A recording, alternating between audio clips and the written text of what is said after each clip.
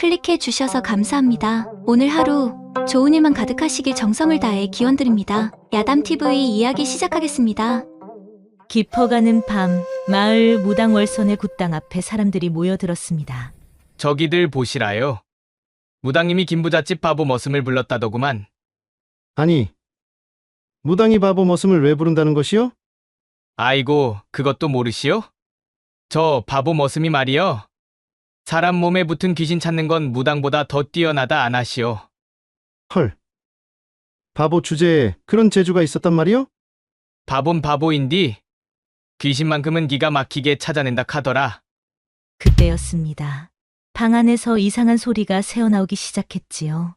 아이고, 거기도 봐야 하는 것이요? 그래야 합니다. 귀신이 어디 붙었는지 찾으려면 그렇다고 치마까지 그렇게 들여다보면 가만히 계시라요. 귀신은 어두운 곳을 좋아한다니께.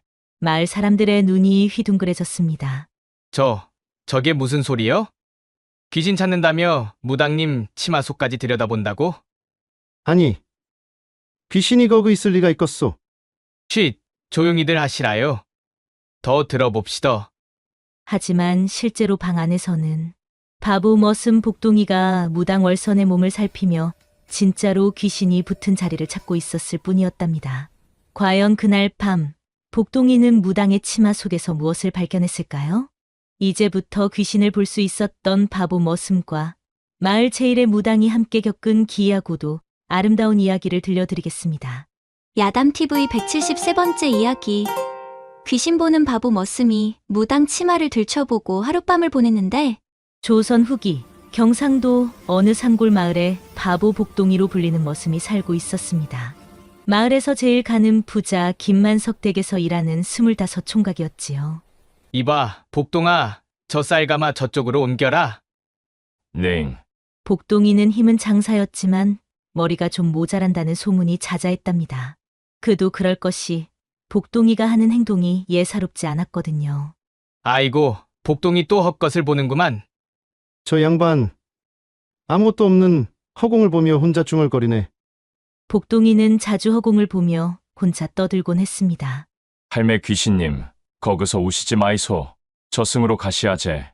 저기 총각 귀신님, 거기 서 계시면 사람들이 부딪히니께 비켜서 이소. 사람들 눈에는 아무것도 보이지 않는데 복동이만 혼자 허공에 대고 말을 거는 통에 마을 사람들은 그를 완전히 바보 취급했지요. 저 바보 머슴이 또 귀신 보인다고 헛소리하네. 쯧쯧, 불쌍한 거. 하지만 이상한 일도 있었습니다. 복동이가 저기 귀신이 있다고 한 곳에는 정말로 뭔가 기분 나쁜 기운이 느껴지곤 했거든요. 그러던 어느 날이었습니다. 마을 어귀에 자리 잡은 무당 월선의 굿당. 월선은 28의 젊은 나이에 이미 3대째 내려오는 무업을 이어받아 마을에서 제일 영험하다는 소문이 자자한 무당이었습니다. 무당님, 우리 집 소가 갑자기 쓰러졌는디 좀 봐주이소. 무당님, 저희 아기가 밤마다 울어대서 잠을 못 자요. 월선의 굿당 앞에는 늘 사람들의 발길이 끊이지 않았지요. 굿을 한번 하면 귀신이 쏙 빠져나가고 애군이 싹하시는 영험함으로 이름이 높았답니다. 하지만 이게 대체 어찌된 일인가? 요 며칠 전부터 월선에게 이상한 일이 벌어지고 있었습니다. 아무리 굿을 해도 신내림이 되지 않는 것이었지요. 방울을 흔들어도 장구를 쳐도 신령님이 내려오지 않았답니다. 왜 갑자기 이러시는 거지? 게다가 마을에는 흉흉한 일들이 연달아 일어나기 시작했습니다. 큰일 났어.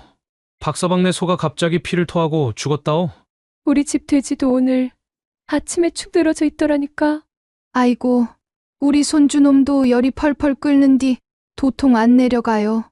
하루가 다르게 마을에 이상한 일들이 벌어지자 사람들은 다시 월선을 찾았습니다. 무당님, 마을에 무슨 큰 해군이라도 낀 건 아니오? 어서 굿을 해서 귀신을 쫓아주이소. 월선은 며칠 밤을 새워가며 굿을 했지만 이상하게도 전혀 효과가 없었습니다. 아무리 해도 귀신이 어디 있는지 무엇이 문제인지 도통 알 수가 없었던 것이지요. 아니, 무당님 굿이 왜 이리 안 되는 것이요? 혹시 무당님 신통력이 떨어진 건 아니겠소? 사람들의 수군거림이 시작되자 월선은 밤마다 잠을 이룰 수 없었습니다. 도대체 무엇이 문제인 걸까? 내 신령님은 왜 대답이 없으신 거지? 그러던 어느 날 밤이었습니다. 월선이 홀로 방에 앉아 고민에 빠져 있을 때 대문 밖에서 소란스러운 소리가 들려왔습니다. 월선이 문을 열고 나가보니 복동이가 자신의 굿당 앞에서 허공을 보며 중얼거리고 있었습니다. 아이고, 여기 귀신이 너무 많단께. 무당님 집에 왜 이리 귀신이 들끓나? 월선의 눈이 커졌습니다. 뭐라고? 귀신이 많다고? 아, 무당님, 여그 보이소. 저 처마 밑에 할배 귀신 한 분 계시고, 저그 담장 옆에는 아기 귀신도 있고, 아이고, 저그 지붕 위에는 무신 커다란 귀신이 앉아 계시네요. 다른 사람들은 복동이를 비웃었지만 월선은 달랐습니다. 복동이가 가리키는 곳마다 자신도 희미하게나마 이상한 기운을 느낄 수 있었거든요. 잠깐, 혹시 월선은 번개같이 깨달았습니다. 자신에게 신내림이 안 되는 이유가 혹시 자신의 몸에 귀신이 붙어서 신령님이 내려오지 못하는 것은 아닐까? 저 복동이라 했던가? 네잉, 무당님? 혹시 내 몸을 한번 봐줄 수 있겠는가? 복동이의 눈이 동그래졌습니다. 무당님 몸을 보라고요? 그럼 저는 좋지라. 이 사람이 지금 무슨 생각을 하는 거야? 그런 거 말고 내 몸에 귀신이 붙어 있는지 좀 봐달란 말이야. 월선은 복동이를 굿당 안으로 데려갔습니다. 자세히 좀 살펴다오. 내 몸 어디에 귀신이 붙어 있는지.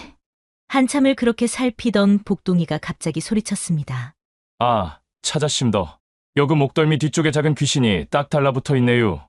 복동이의 손이 월선의 목덜미에 닿는 순간 월선은 온몸에 전율이 일어나는 것을 느꼈습니다. 그리고 이상하게도 며칠간 답답했던 가슴이 확 뚫리는 느낌이 들었지요. 이게 어찌된 일인가? 복동이가 손을 떼자 월선은 자신의 몸에서 무언가가 빠져나가는 것을 느꼈습니다. 그리고 오랜만에 신령님의 기운이 몸속으로 들어오는 것이 느껴졌답니다. 신령님이 돌아오셨다. 월선의 눈에서 눈물이 주르르 흘러내렸습니다. 복동아, 고맙다. 정말 고맙다. 아니요, 별 말씀을 다 하시네요. 귀신 쫓아내는 거야 저는 쉬운 일인디요. 월선은 그제야 복동이를 제대로 바라보았습니다. 얼굴은 바보처럼 순박하고 못생겨 보였지만 그 눈동자만큼은 맑고 깊었지요. 너는 바보가 아니로구나. 네잉, 저 바본디요? 아니다. 넌 특별한 사람이야. 하늘이 점지한 재능을 가진 특별한 사람 말이다. 그런데 그때였습니다. 밖에서 마을 사람들이 웅성거리는 소리가 더욱 커졌지요. 방에서 무슨 소리가 나더니 이제 조용해졌네. 혹시 둘이서 뭔 짓이라도 하고 있는 거 아니요? 쯧쯧 뻔하지. 말을 말게. 월선은 황급히 문을 열고 나갔습니다. 여러분, 오해입니다. 복동이가 제 몸에 붙은 귀신을 찾아준 것뿐이에요. 하지만 마을 사람들의 눈빛은 싸늘했습니다. 그래도 과부도 아니고 처자가 한밤중에 총각을 방에 들였다니. 무당이 하더니 행실이 그게 뭐요? 월선의 얼굴이 새하얗게 변했습니다. 아무리 설명해도 사람들은 믿지 않았지요. 복동이가 그런 월선을 보고는 앞으로 나섰습니다. 여러분, 저그 담장 옆에 있는 할배 귀신 보이시지라요? 사람들은 어리둥절한 표정을 지었습니다. 저 바보가 또 헛소리 시작이네. 귀신이 어딨다고. 저그 할배 귀신이 말하시기를 여러분네 집에도 귀신이 한둘씩 붙어있다 카네요. 그래서 소도 죽고 돼지도 죽고 아기들도 아픈 것이야 카이. 사람들의 얼굴이 굳어졌습니다. 그럼 우리 집 소가 죽은 것도? 우리 아기가 아픈 것도? 그렇심더. 근디 걱정 마이소. 무당님 몸에 붙어있던 큰 귀신을 제가 쫓아냈으니께 이제 무당님이 다시 굿을 하시면 여러분 집 귀신들도 다 쫓아낼 수 있을 것이요. 월선은 복동이를 바라보며 놀라움을 감추지 못했습니다. 이 순박한 머슴이 자신을 위해 나서주고 있었던 것이지요. 그날 밤 월선은 정말로 굿을 했습니다. 복동이가 옆에서 귀신이 여그 있심더, 저그 가심더 하며 정확한 위치를 알려주었고 월선은 그곳을 향해 굿을 했지요. 신기하게도 마을 사람들의 가축도 살아나고 아픈 아이들도 나았답니다. 아이고, 우리 소가 벌떡 일어났구만. 우리 아기 열도 쏙 내렸어라. 역시 무당님이시여. 그리고 저 복동이 바보가 아니라 신령님이 점지하신 사람이었구만. 마을 사람들의 태도가 180도 바뀌었습니다. 그날 밤 월선은 복동이를 붙잡았습니다. 복동아, 오늘부터 내 집에서 지내지 않겠느냐? 네잉, 무당님 댁에서요? 그래, 내가 귀신이 어디 있는지 알려주고, 내가 곳을 하면, 우리 둘이 힘을 합치면 이 마을뿐 아니라 다른 마을 사람들도 많이 도울 수 있을 거야. 복동이는 잠시 망설이다 고개를 끄덕였습니다. 알겠심더. 근디, 김부잣집 마님께 말씀드려야 하는디요. 내가 가서 말씀드릴게. 내가 나를 도와 마을 사람들을 살렸다고. 그렇게 복동이는 월선의 굿당에서 지내게 되었습니다. 며칠이 지났습니다.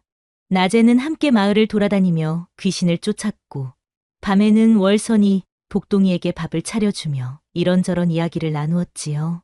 복동아, 넌 언제부터 귀신이 보였던 거니? 글쎄요. 태어날 때부터 보였던 것 같은디요. 근디 다른 사람들은 안 보인다고 하니께 제가 이상한 줄 알았심더. 넌 이상한 게 아니야. 특별한 거지. 월선은 복동이의 손을 꼭 잡아주었습니다. 태어나서 처음으로 자신을 이해해주는 사람을 만난 복동이의 눈에 눈물이 맺혔지요. 그러던 어느 날 밤이었습니다. 복동이가 산에서 약초를 캐다가 발을 헛디뎌 넘어지는 바람에 무릎이 까져 돌아왔지요. 아이고, 복동아. 무릎에서 피가 나네. 월선은 황급히 복동이를 방으로 데려와 앉혔습니다. 그리고 천을 적셔 복동이의 무릎을 닦아주기 시작했지요. 무당님, 제가 알아서 할 수 있는디요. 가만히 있거라. 내가 해줄게. 월선이 몸을 숙여 복동이의 무릎을 닦는데 그녀의 머리카락이 복동이의 손등에 스치며 흘러내렸습니다. 복동이는 그 부드러운 감촉에 온몸이 굳어버렸지요. 아, 아파. 아니요. 안 아픈디요. 사실은 월선의 얼굴이 너무 가까이 있어서 심장이 터질 것만 같았던 것입니다. 월선의 하얀 목선이며 은은한 향기가 코끝을 자극했지요. 다 됐다. 이제 괜찮을 거야. 월선이 고개를 들어 복동이를 바라봤을 때 두 사람의 얼굴이 손바닥만큼 가까워져 있었습니다. 순간 두 사람 모두 숨이 멎은 듯 서로를 바라볼 뿐이었지요. 달빛이 방 안으로 스며들어 두 사람을 비추고 있었지요. 복동이의 가슴이 쿵쾅거리기 시작했고 월선도 자신의 심장 소리가 너무 커서 복동이에게 들릴까봐 걱정이 되었답니다. 그럼 이제 쉬어라. 월선이 황급히 자리에서 일어났습니다. 그런데 너무 급하게 일어나는 바람에 그만 발을 헛디뎌 복동이의 품으로 넘어지고 말았지요. 아, 순간 복동이가 월선을 받아냈는데 월선의 몸이 복동이의 품에 폭 안기는 형국이 되어버렸습니다. 무당님. 미안하다. 두 사람은 서로의 체온을 느끼며 얼어붙었습니다. 월선은 복동이의 단단한 가슴팍에서 심장이 쿵쿵거리는 소리를 들을 수 있었고 복동이는 품 안의 월선에게서 풍겨오는 향기에 정신이 아찔해졌지요. 복동이가 뭐라 말하려던 순간 월선이 황급히 몸을 일으켰습니다. 오늘은 일찍 자거라. 월선은 얼굴이 새빨개진 채 후다닥 방을 나갔습니다. 그리고 자신의 방으로 돌아와서는 가슴을 쓸어내렸지요. 이게 무슨 느낌이지? 심장이 왜 이리 뛰는 거야? 월선은 부채질을 하며 달아오른 얼굴을 식혔습니다. 복동이 품이 생각보다 단단했어. 그리고 거기가, 아니, 내가 지금 무슨 생각을 하는 거야? 월선은 이불을 뒤집었으며 몸을 베베 꼬았습니다.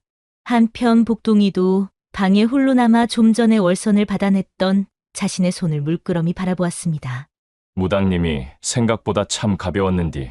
그리고 보드랍고 웜에 허리가 딱 한 줌에 잡히던디. 나 지금 이상한 생각하는 것 아니요? 복동이는 이불을 들썩이며 뒤척였습니다. 그런데 바로 그 순간이었습니다. 우르릉 쾅! 갑자기 하늘에서 천둥번개가 치며 폭우가 쏟아지기 시작했습니다. 아이고, 비다. 복동이가 황급히 일어나 문을 닫으려는데 이미 빗물이 방 안으로 쏟아져 들어오고 있었습니다. 복동이가 머무는 방은 굿당 옆 허름한 창고를 고쳐 만든 곳이라 비가 새기 일쑤였거든요. 아이고 매, 이를 어쩐다. 이불이 다 젖었는디. 복동이가 난감해하며 젖은 이불을 들어 올리는데 천둥 소리가 너무 커서 그만 깜짝 놀라 넘어지고 말았습니다. 으악. 쿵 하는 소리의 옆방에 있던 월선이 황급히 달려왔습니다. 복동아, 무슨 일이야? 아니여유. 그냥 천둥 소리에 놀래서. 월선이 복동이의 방을 보고는 눈이 휘둥그레졌습니다. 천장에서 빗물이 줄줄 새고 방 안에는 빗물이 들이치고 있었지요. 아이고, 이를 어쩌니. 복동아, 어서 내 방으로 오거라. 네잉, 무당님 방으로요? 이 비에 어디 가지도 못하고 여기서는 잘 수도 없잖니. 어서 와. 월선의 방은 복동이의 방보다 훨씬 아늑했습니다. 여기 이 이불 덮고 자거라. 아니요, 무당님은 어디서 주무실 건디유? 나는 저쪽에서 자면 돼. 무당님, 제가 밖에 나가 있을게요. 안 돼. 이 폭우에 어디를 나가? 감기 들면 어쩌려고. 월선의 단호한 목소리에 복동이는 꼼짝없이 자리에 앉았습니다. 밖에서는 빗소리와 천둥 소리가 요란하게 울려 퍼졌고 촛불이 흔들리며 두 사람의 그림자가 벽에 어른거렸지요. 그런데 그때였습니다. 또다시 천둥 소리가 울리자 월선이 화들짝 놀라며 무의식 중에 복동이의 팔을 꽉 붙잡았습니다. 무당님? 미안. 나도 모르게. 월선이 손을 떼려 했지만 복동이가 오히려 그 손을 꼭 잡아주었습니다. 무당님, 제가 옆에 있으니까 무서워 마이소. 제가 지켜드릴게요. 그 순간 두 사람의 눈이 마주쳤습니다. 촛불빛에 비친 서로의 얼굴이 유난히 가까웠지요. 밖에서는 빗소리가 점점 더 거세졌고 방 안의 공기는 점점 더 뜨거워졌습니다. 무당님, 저기. 복동이가 무언가 말하려는 순간 월선이 먼저 입을 열었습니다.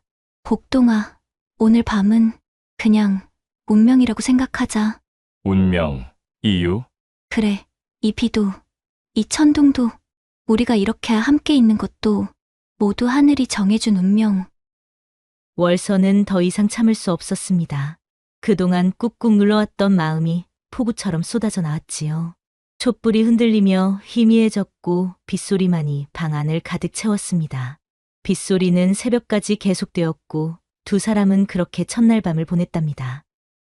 다음 날 아침 동이 틀 무렵 어제 밤은 복동이가 부끄러운 듯 고개를 숙이며 말했습니다. 꿈만 같았심더. 월선도 얼굴이 붉어진 채 고개를 끄덕였지요. 나도 마치 꿈을 꾼 것 같아. 내가 진짜로 살아있다는 느낌이 들어. 저도 그렇심더, 무당님. 그런데 복동아, 네잉? 어젯밤에 내가 자꾸 여그 귀신이 보인다고 혼자 중얼거리던데 설마 밤을 보낼 때도 그러는 거야? 복동이의 얼굴이 새빨개졌습니다. 아니여유. 그건 그냥 습관이여유. 훗, 바보 같으니라고. 월선이 웃자 복동이도 머리를 극적이며 함께 웃었답니다. 그렇게 두 사람의 관계는 더욱 깊어졌고 이제는 서로 없이는 살 수 없는 사이가 되어버렸지요. 그런데 바로 그때였습니다. 아이고, 큰일 났소. 김부잣집에서 무슨 일이 벌어졌다오. 마을 아래쪽에서 비명 소리가 들려왔지요. 복동이와 월선은 황급히 뛰어갔습니다. 김부잣집은 난리가 났습니다. 도련님 서기가 방 안에서 이상한 소리를 지르며 난동을 부리고 있었던 것이지요. 으악, 가지 마. 가지 말라고. 아이고 도련님, 정신 차리세요. 하인들이 문을 두드렸지만 안에서는 물건 깨지는 소리와 비명만 들려왔습니다. 무당님, 복동이 잘 오셨소. 김부잣집 마님이 울며 두 사람에게 매달렸습니다. 마님, 진정하이소. 무슨 일이신디유? 우리 서기가 3일 전부터 갑자기 이상해졌단나. 밤마다 누군가를 보고 소리를 지르고 아무도 못 알아보고. 월선과 복동이가 방문 앞으로 다가가 귀를 기울였습니다. 이건 보통 귀신이 아니로구나. 복동아, 내 눈에는 뭐가 보이니? 복동이가 방문 틈으로 안을 들여다보자 그의 얼굴이 새하얗게 변했습니다. 저것은 방 안에는 처녀 귀신 하나가 도련님 옆에 찰싹 달라붙어 있었던 것입니다. 그것도 엄청나게 아름다운 처녀 귀신이었지요. 도련님 옆에 처녀 귀신이 붙어 있는디유. 근데 그 귀신이 도련님을 놔주질 않네요. 월선의 눈이 커졌습니다. 처녀 귀신? 혹시 새끼인가? 일단 들어가 봐야겠다. 월선과 복동이가 방 안으로 들어가자 도련님은 허공을 보며 애절하게 외치고 있었습니다. 투매야, 가지 마. 제발 나를 두고 가지 마. 그런데 도련님이 복동이를 보더니 두 눈을 반짝이며 복동에게 달려드는 게 아니겠습니까? 춘매야, 내가 왔구나. 네잉, 도련님. 저 복동이어유. 춘매가 아니고. 하지만 도련님은 복동이의 손을 꽉 붙잡고 놓아주지 않았지요. 아, 춘매야. 내 손이 이렇게 거쳤나? 도련님. 저는 춘매가 아니고 복동이라고요. 그러자 도련님이 복동이의 얼굴을 빤히 들여다보며 말했습니다. 춘매야, 너 왜 이렇게 못생겨졌니? 그리고 수염도 났네. 복동이의 난처한 표정이 너무 웃겼던 것이지요. 무당님. 좀 도와주이소. 도련님이 저를 춘매라 하네요. 하지만 도련님은 복동이를 알아보지 못했습니다. 그저 허공만 바라보며 눈물을 흘릴 뿐이었지요. 복동이가 월선에게 작은 목소리로 말했습니다. 무당님, 저 처녀 귀신이 말하는디요. 자기가 춘매라고. 도련님을 사랑했는디 혼인도 못하고 죽었다고. 그래서 도련님 곁을 못 떠나겠다 하네요. 월선은 고개를 끄덕이며 방 안 한켠에 제단을 차렸습니다. 그리고 복동이에게 말했습니다. 복동아, 내가 그 귀신에게 전해다오. 내가 구슬해서 저승으로 편히 보내드릴 테니 도련님을 놔달라고. 복동이는 허공을 향해 고개를 끄덕이며 말했습니다.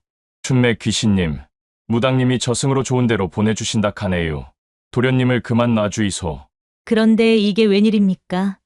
처녀 귀신이 고개를 세차게 저으며 도련님을 더욱 꼭 껴안는 것이었습니다. 안 된다고 하네요. 도련님 없이는 저승도 못 간다 하네요.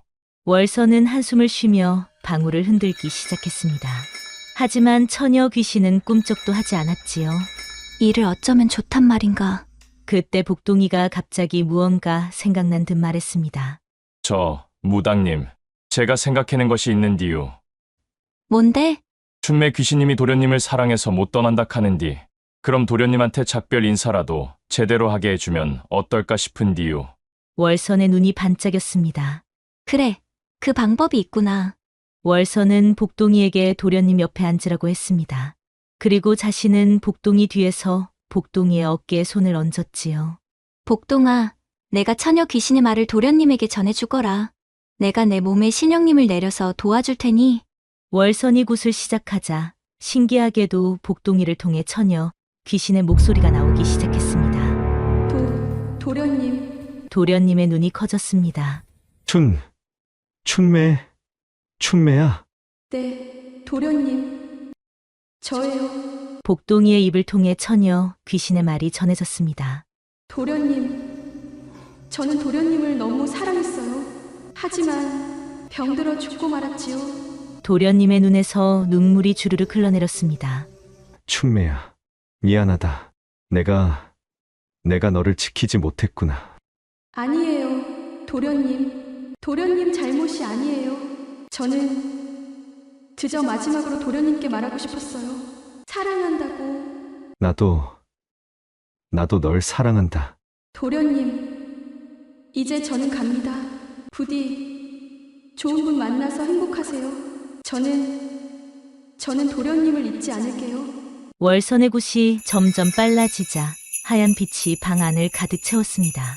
그리고 처녀 귀신은 빛 속으로 사라져갔답니다. 춘매.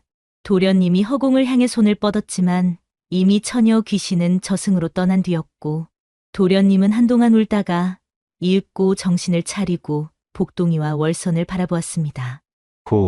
고맙습니다. 무당님. 복동이. 석가, 이제 정신을 차렸느냐? 어머니. 저는 괜찮습니다. 무당님. 복동아, 이 은혜를 어찌 갚아야 할지 정말 고맙습니다. 그날 밤 월선과 복동이는 김부잣집에서 후한대접을 받고 집으로 돌아왔습니다. 달빛 아래 나란히 걷던 월선이 말했습니다. 복동아, 오늘 내 덕분에 처녀 귀신을 저승으로 보낼 수 있었어. 고맙다. 아니요, 저야말로 무당님 덕분인디요.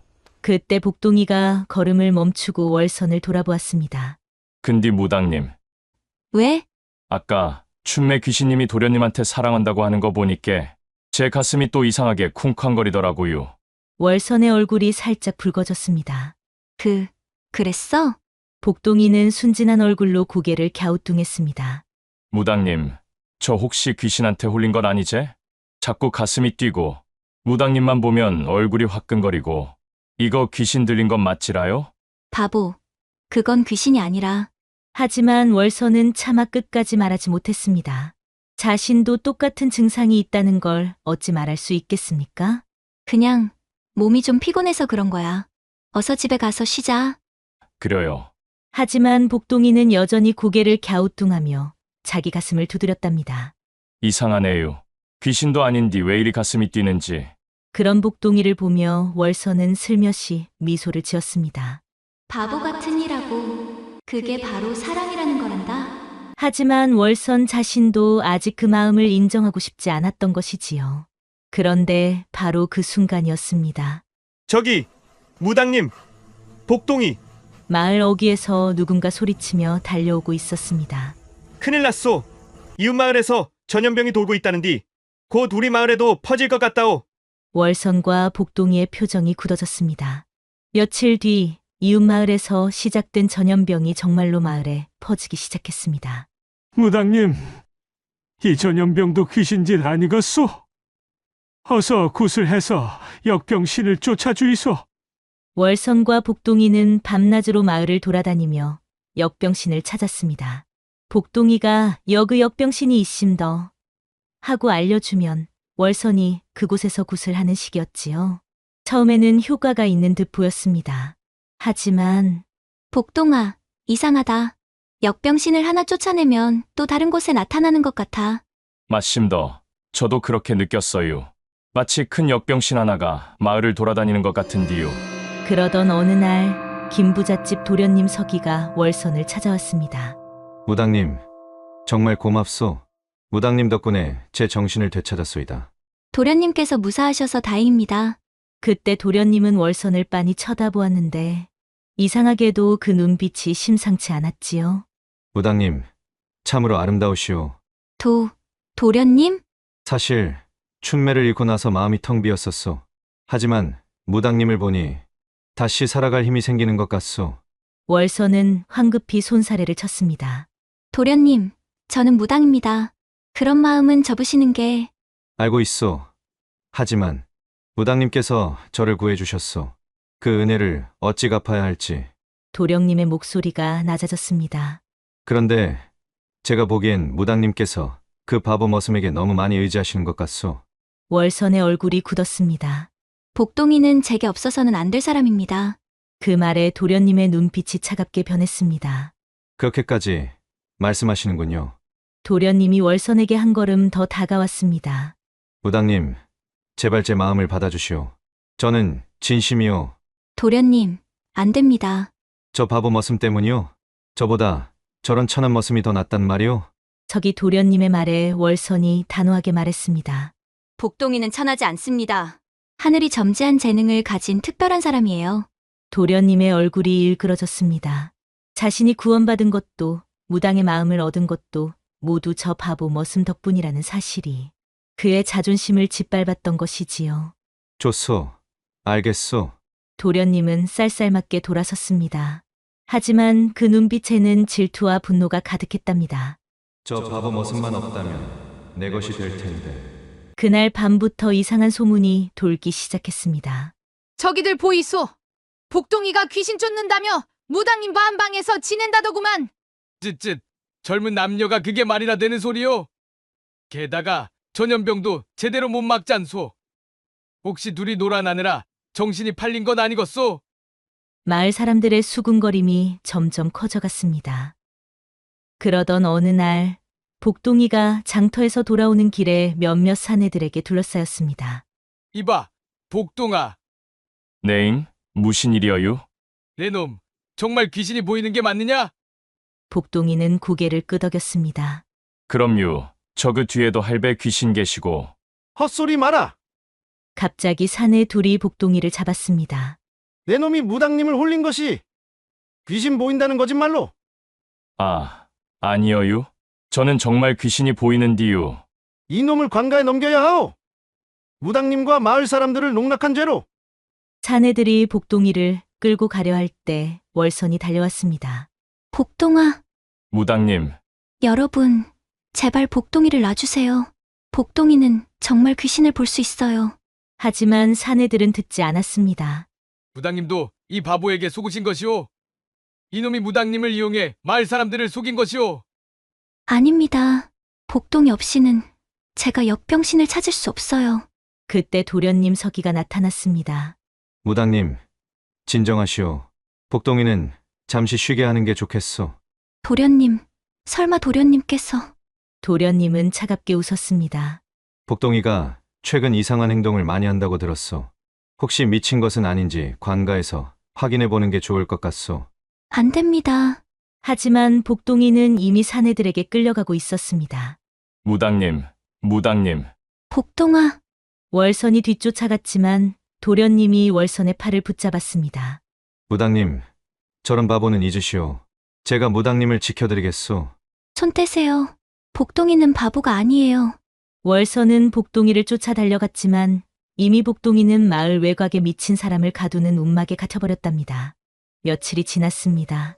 복동이가 사라진 뒤로 월선은 혼자서 역병신을 찾으려 했지만 역병신이 어디 있는지 도통 알 수가 없었습니다.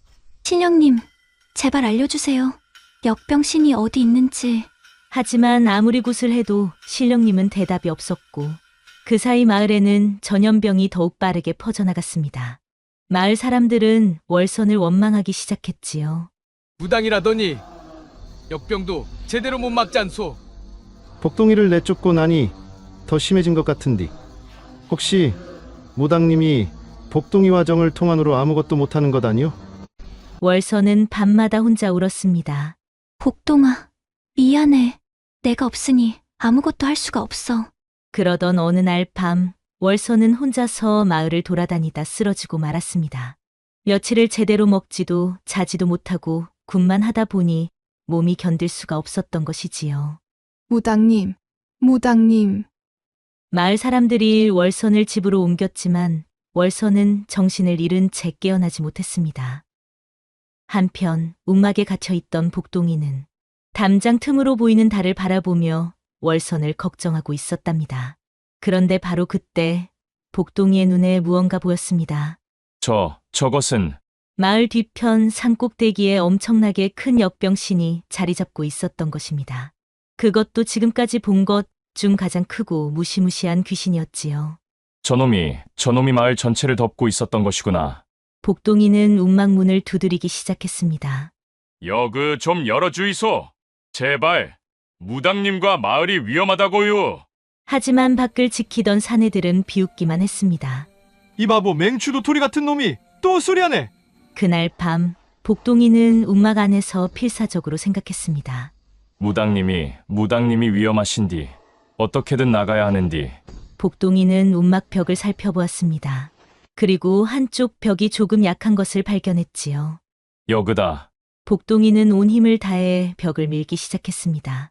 한 번, 두 번, 세 번. 마침내 벽이 무너지며 틈이 생겼고 복동이는 그 틈으로 빠져나왔지요. 무당님, 제가 갑니다. 복동이는 월선의 집으로 달려갔습니다. 그리고 문을 열자 월선이 바닥에 쓰러져 있는 것이 보였습니다. 무당님. 월선의 얼굴은 새하얗고 숨도 가늘게 쉬고 있었지요. 무당님, 정신 좀 떠보이소. 제발. 복동이의 눈에서 눈물이 주르륵 흘러내렸습니다. 그런데 그때 복동이의 눈에 월선의 몸에 검은 기운이 감싸고 있는 것이 보였지요. 아, 무당님께도 역병신이 붙었구나. 복동이는 두려웠지만 월선을 구해야 한다는 생각뿐이었습니다. 그는 자신의 손을 월선의 이마에 대고 눈을 감았습니다. 귀신님, 무당님을 놔주이소, 제발. 그 순간 복동이의 몸에서 밝은 빛이 나오기 시작했습니다. 그리고 월선의 몸에 붙어있던 검은 기운이 빛에 밀려 사라지기 시작했지요. 복동이는 고통스러웠지만 손을 떼지 않았습니다. 마침내 월선의 몸에서 역병신이 완전히 떨어져 나갔습니다. 무당님, 제발 깨어나이소. 복동이가 월선의 손을 꼭 잡았을 때 월선의 눈이 천천히 떠졌습니다. 복동아? 무당님, 무사하시제. 월선은 복동이를 보자 눈물을 흘리며 그의 목을 껴안았습니다. 복동아, 미안해. 내가 없는 동안 나는 아무것도 할 수 없었어. 그런데 바로 그때였습니다. 무당님, 산 위에 엄청난 역병신이 있습니다. 저놈을 잡아야 마을을 구할 수 있어요. 월선은 고개를 끄덕였습니다. 그래, 가자. 이번엔 함께. 두 사람은 손을 꼭 잡고 산으로 향했습니다. 산 꼭대기에 도착하자 정말로 거대한 역병신이 마을을 내려다보며 검은 기운을 뿜어내고 있었습니다. 저렇게 큰 귀신은 처음 보는디요. 복동아, 내가 저 역병신이 어디로 움직이는지 알려줘. 내가 굿으로 막을게. 알겠습니다. 월선이 방울을 흔들며 굿을 시작했습니다.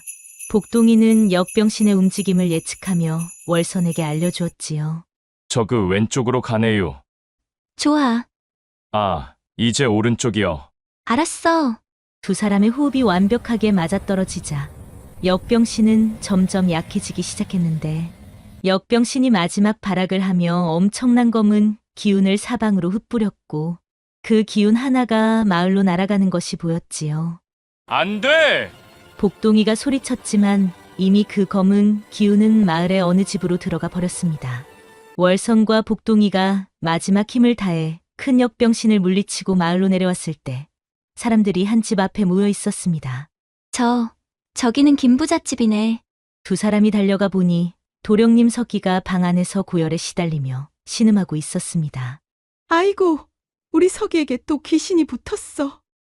복동이가 서기를 보자 그의 몸에 마지막 남은 역병신이 딱 달라붙어 있는 것이 보였습니다. 복동아, 저 도령님이 너를 괴롭혔는데 괜찮겠어? 복동이가 잠시 고민하더니 말했지요. 근디, 그래도 사람이 죽게 내버려 둘 수는 없지라요. 복동이는 서기에게 다가가 그의 이마에 손을 얹었습니다. 귀신님, 이제 그만 가이소. 다시 한번 복동이의 몸에서 밝은 빛이 나오기 시작했고 서기의 몸에서 역병신이 빠져나갔습니다. 응. 서기가 눈을 뜨자 제일 먼저 본 것이 복동이의 얼굴이었습니다. 복동이 내가 나를? 복동이는 환하게 웃었습니다. 도령님, 이제 괜찮심더. 서기의 눈에서 눈물이 흘러내렸습니다. 미안하다. 복동아, 내가 너무 어리석었다. 내가 질투 때문에 너를 모함했다. 정말 미안하다. 그리고 월선 무당님, 정말 죄송합니다. 월선은 서기를 일으켜 세웠습니다. 도령님, 이제 알았으면 됐습니다. 중요한 건 마음이에요. 그날 저녁 마을 사람들도 모두 복동이 앞에 고개를 숙였습니다. 복동아, 미안하다. 우리가 너를 바보라 놀렸다. 내가 없었으면 우리 모두 죽었을 거야. 아니요, 저는 그냥 보이는 대로 말한 것뿐인디요. 그날 새벽 복동이와 월선은 마을 길을 걸어가고 있었습니다. 복동아, 한 가지 궁금한 게 있어. 뭔디요, 무당님? 처음 우리를 만났을 때 내가 정말 귀신만 보고 날 본 걸까? 복동이는 얼굴이 새빨개지며 더듬거렸습니다. 그게 말이어요. 사실은 사실은 무당님을 처음 봤을 때 무당님이 너무 이뻐서 정신이 하나도 없었습니다. 귀신보다 무당님 얼굴만 보였어요. 월선이 피식 웃으며 복동이의 어깨를 툭 쳤습니다. 이 사람이 진짜 그럼 그때 내 치마 속까지 들여다본 건? 복동이가 황급히 손사래를 쳤습니다. 아니요, 그건 진짜로 귀신 찾은 거여요. 근데 그때 무당님 다리가 너무 희고 고와서 자꾸 눈이 가더라고요. 월선은 얼굴이 붉어지며 웃음을 터뜨렸습니다. 바보 같은 이라고. 저는 진짜 바보 맞심더. 무당님한테 홀딱 반한 바보여요. 두 사람은 서로를 바라보며 웃었습니다. 옛말에 새옹지마라고 했지요. 인생의 기륭화복은 변화가 많아 예측하기 어렵다는 뜻입니다. 복동이는 바보 취급을 받았지만 그것이 오히려 진정한 사랑을 찾는 계기가 되었습니다. 인생이란 참으로 오묘한 것입니다. 때로는 가장 힘들다고 생각되는 순간이 새로운 행복으로 가는 전환점이 되기도 하지요. 그리고 진정한 사랑은 겉모습이 아니라 서로의 마음을 이해하는 데서 시작된답니다. 부디 오늘 이야기를 들으신 여러분들께서도 복동이처럼 자신만의 특별한 재능을 발견하시고 월선처럼 진정으로 자신을 이해해주는 사람을 만나시기 기원드립니다.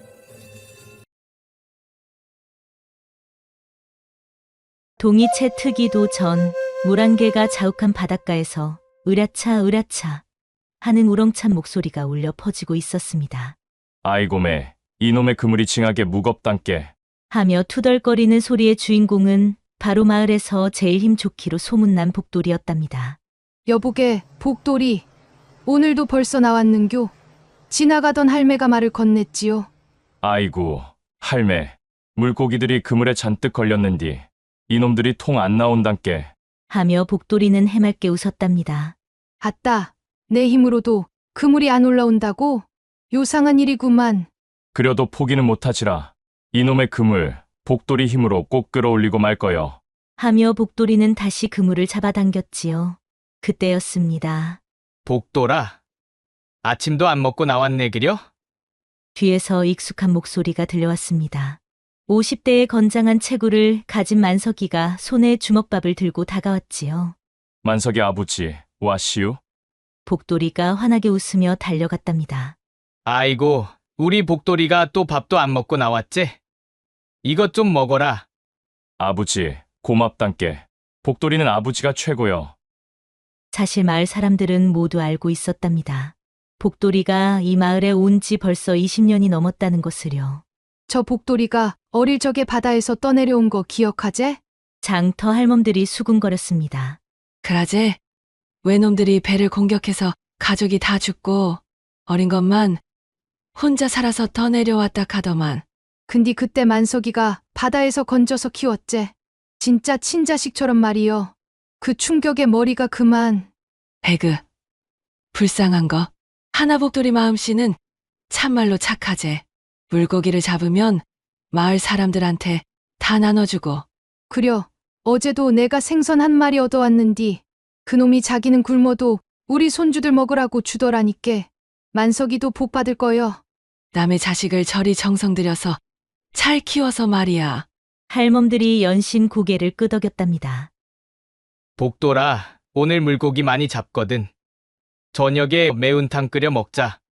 진짜요? 아버지, 복돌이가 오늘 물고기 잔뜩 잡아올라고. 복돌이가 신나서 다시 그물을 당기는 순간이었습니다. 어이차. 복돌이가 있는 힘을 다해 그물을 끌어올리는데 그물 속에서 무언가 하얀 것이 번쩍였지요. 이게 뭔겨? 자세히 보니 그물 속에 여인이 걸려 있는 게 아니겠습니까? 아이고매, 세상에. 사람이여, 사람. 복돌이가 허둥지둥 그물을 풀어 여인을 끄집어냈습니다. 여인은 분홍 치마 저고리가 찢어진 채로 정신을 잃고 있었답니다. 복돌아, 이게 어쩐 일이고? 하지만 여인을 보는 순간 만석이의 눈빛이 순간 날카롭게 변했다가 이내 평소대로 돌아왔답니다. 아가씨, 정신 차리소, 아가씨. 하고 복돌이가 말을 걸어보았지만 여인은 꿈쩍도 하지 않았지요. 이러다간 큰일 나겠구만. 복돌아, 얼른 집으로 데려가라. 알았단께, 아버지. 복돌이는 망설임 없이 여인을 번쩍 들어올려 자신의 오두막집으로 향했답니다. 야담TV 170번째 이야기. 물고기 잡던 바보 어부가 그물에 걸린 여인을 건졌는데 정체가? 집에 도착한 복돌이는 헌 이불을 깔고 여인을 눕혔습니다. 이런 꼴로 바다에 떠다니면 큰일 날 뻔했제. 하며 찢어진 옷을 대충이나마 꿰매주고 따뜻한 물에 적신 천으로 얼굴을 닦아주었지요. 그런데 자세히 보니 여인의 얼굴이 달빛처럼 하얗고 고왔답니다. 손은 마치 파도처럼 부드러워 보였고 옷감도 마을 처자들이 입는 것과는 다르게 고급스러웠지요. 이 아가씨, 범상치 않은 양반네 집뿐인 것 같은디. 복돌이는 고개를 갸웃거렸지만 곧 해맑게 웃으며 말했답니다. 아무튼 복돌이가 잘 돌봐드릴 거요. 복돌이 힘도 세고 물고기도 잘 잡단께. 얼마나 지났을까요? 여인이 깨어나 주변을 둘러보더니 벌떡 일어났답니다.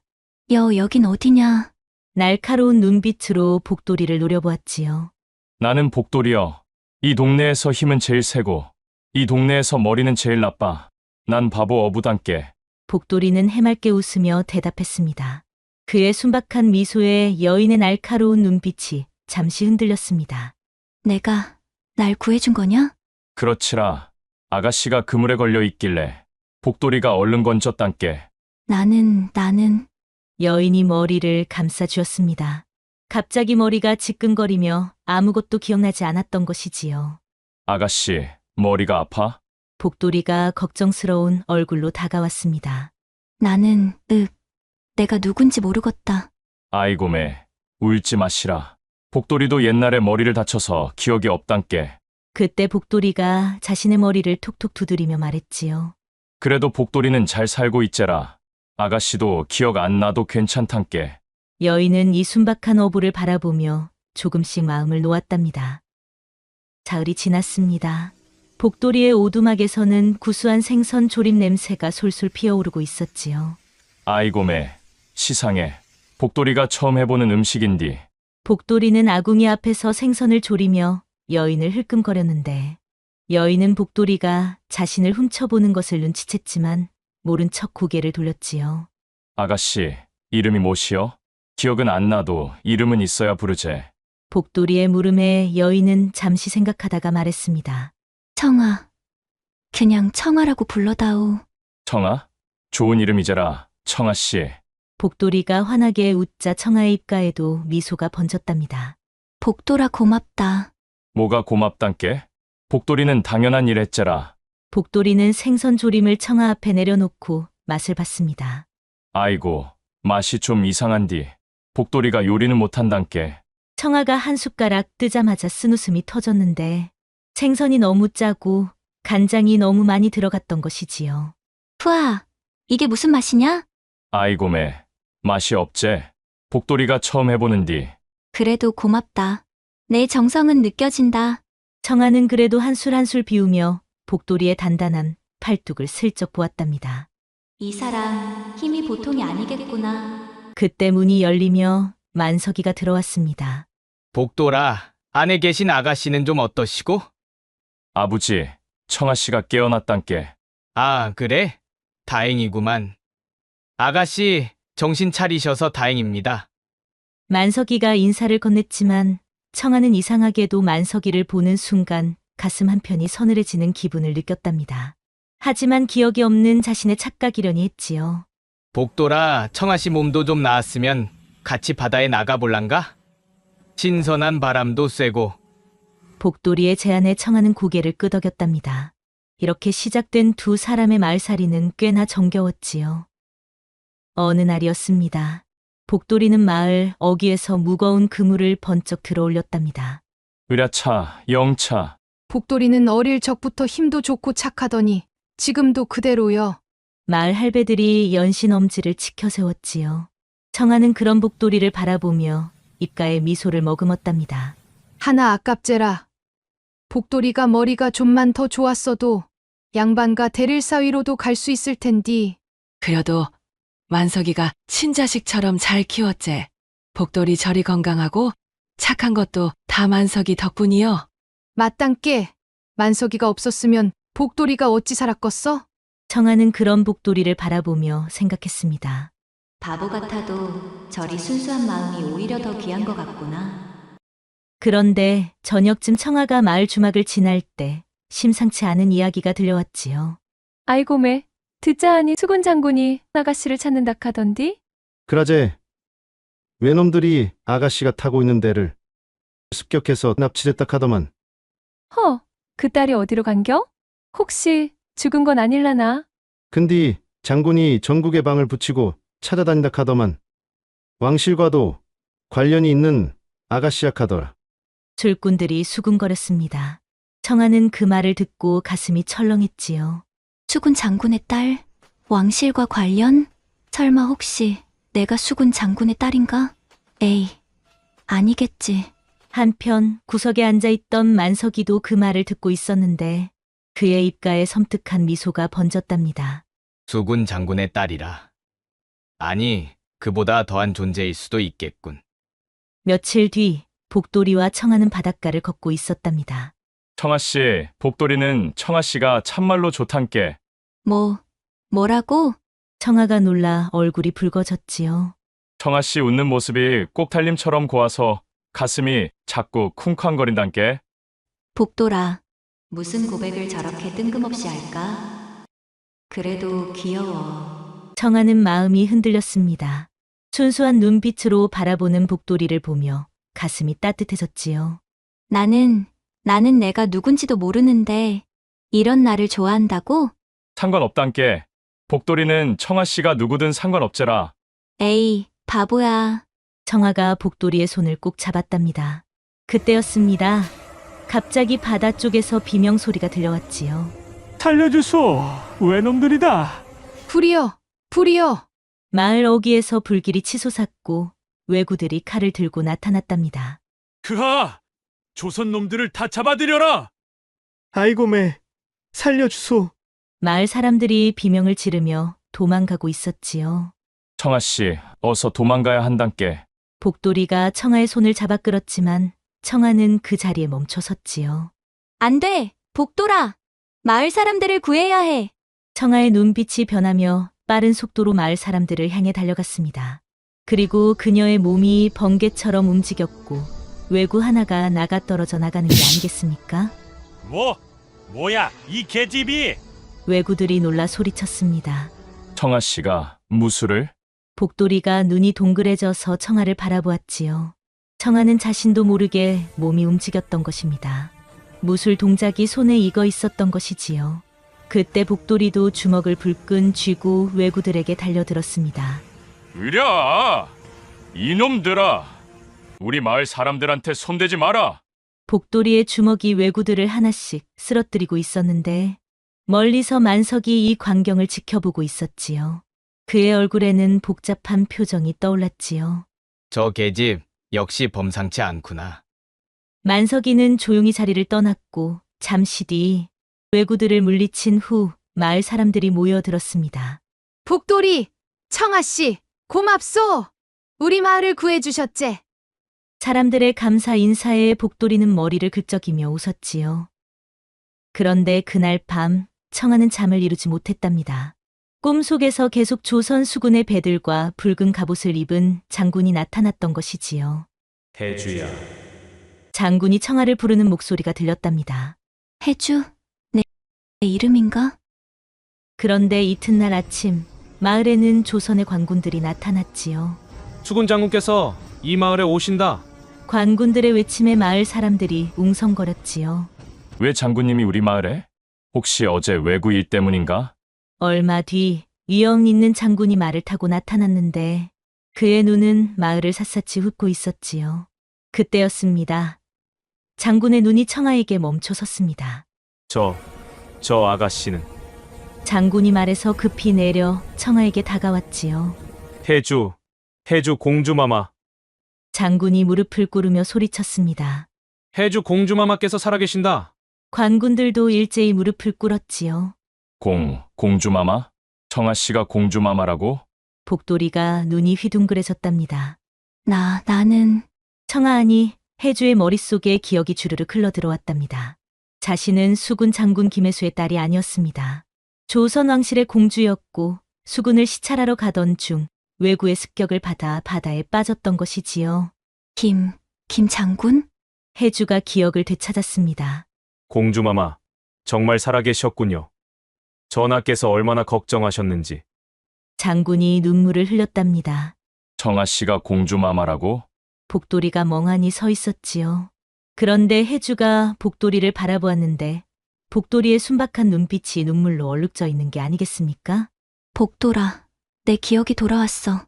청아 씨, 아니 공주마마는 이제 복돌이 같은 바보 어부하고는 함께 있으면 안 된단께. 복돌이가 고개를 떨구었습니다. 아니야, 그게 아니야. 해주가 복돌이의 손을 잡으려 했지만 복돌이는 뒷걸음질 치며 말했지요. 공주마마, 복돌이는 바보 어부단께. 공주마마하고는 하늘과 땅 차이치라. 복돌아. 해주가 소리쳤지만 복돌이는 이미 돌아서서 뛰어가고 있었지요. 한편 이 광경을 멀리서 지켜보던 만석이가 있었습니다. 공주라, 이거 재미있어지는군. 계획을 좀 수정해야겠어. 만석이의 입가에 섬뜩한 미소가 번졌답니다. 공주마마, 우선 안전한 곳으로 이동하셔야 합니다. 장군이 말했지만 해주는 복돌이가 사라진 방향만 바라보고 있었지요. 장군, 저 어부 복돌이를 꼭 찾아야 해요. 그가 날 구해줬어요. 알겠습니다. 공주마마. 그날 이후 사흘이 지났습니다. 복돌이는 뒷산에서 나무를 패며 눈물을 흘리고 있었답니다. 청아씨, 아니 공주마마? 그때 뒤에서 익숙한 목소리가 들렸습니다.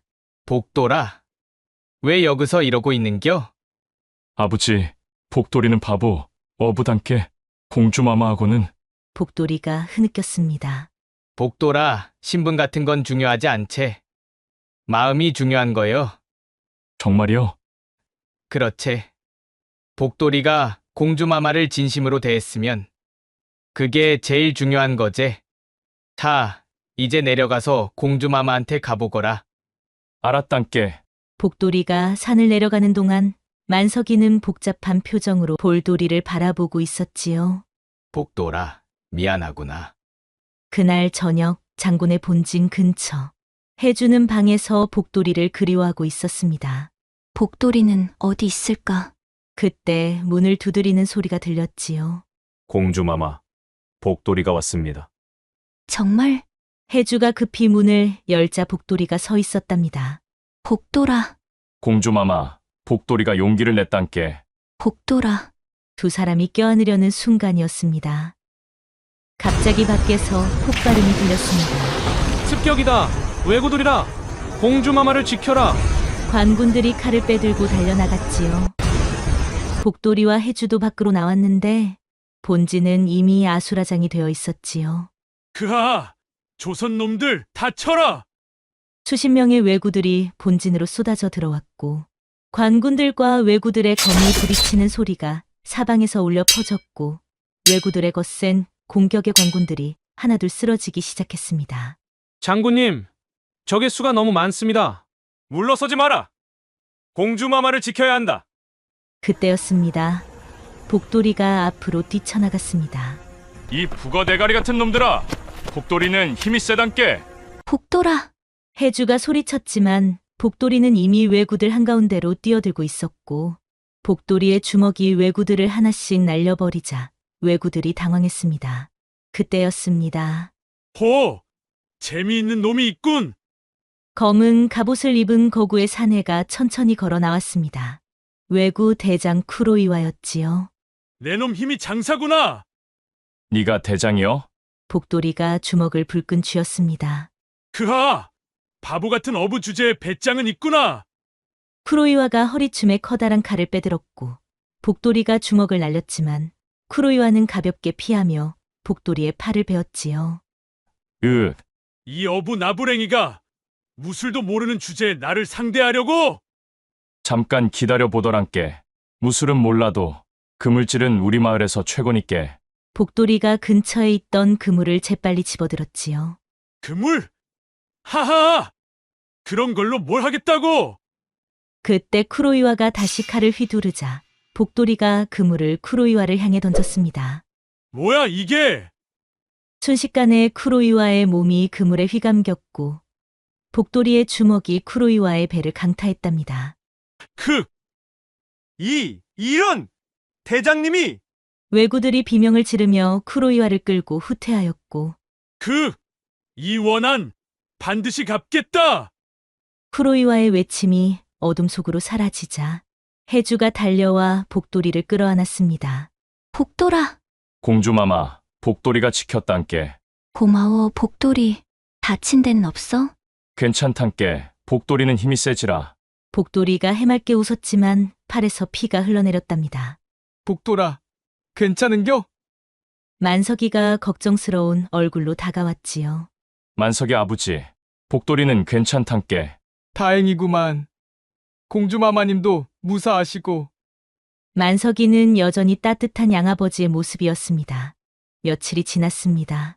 복돌이는 장군의 본진에서 지내고 있었지요. 복돌이, 내가 공주를 구해줘서 고맙다.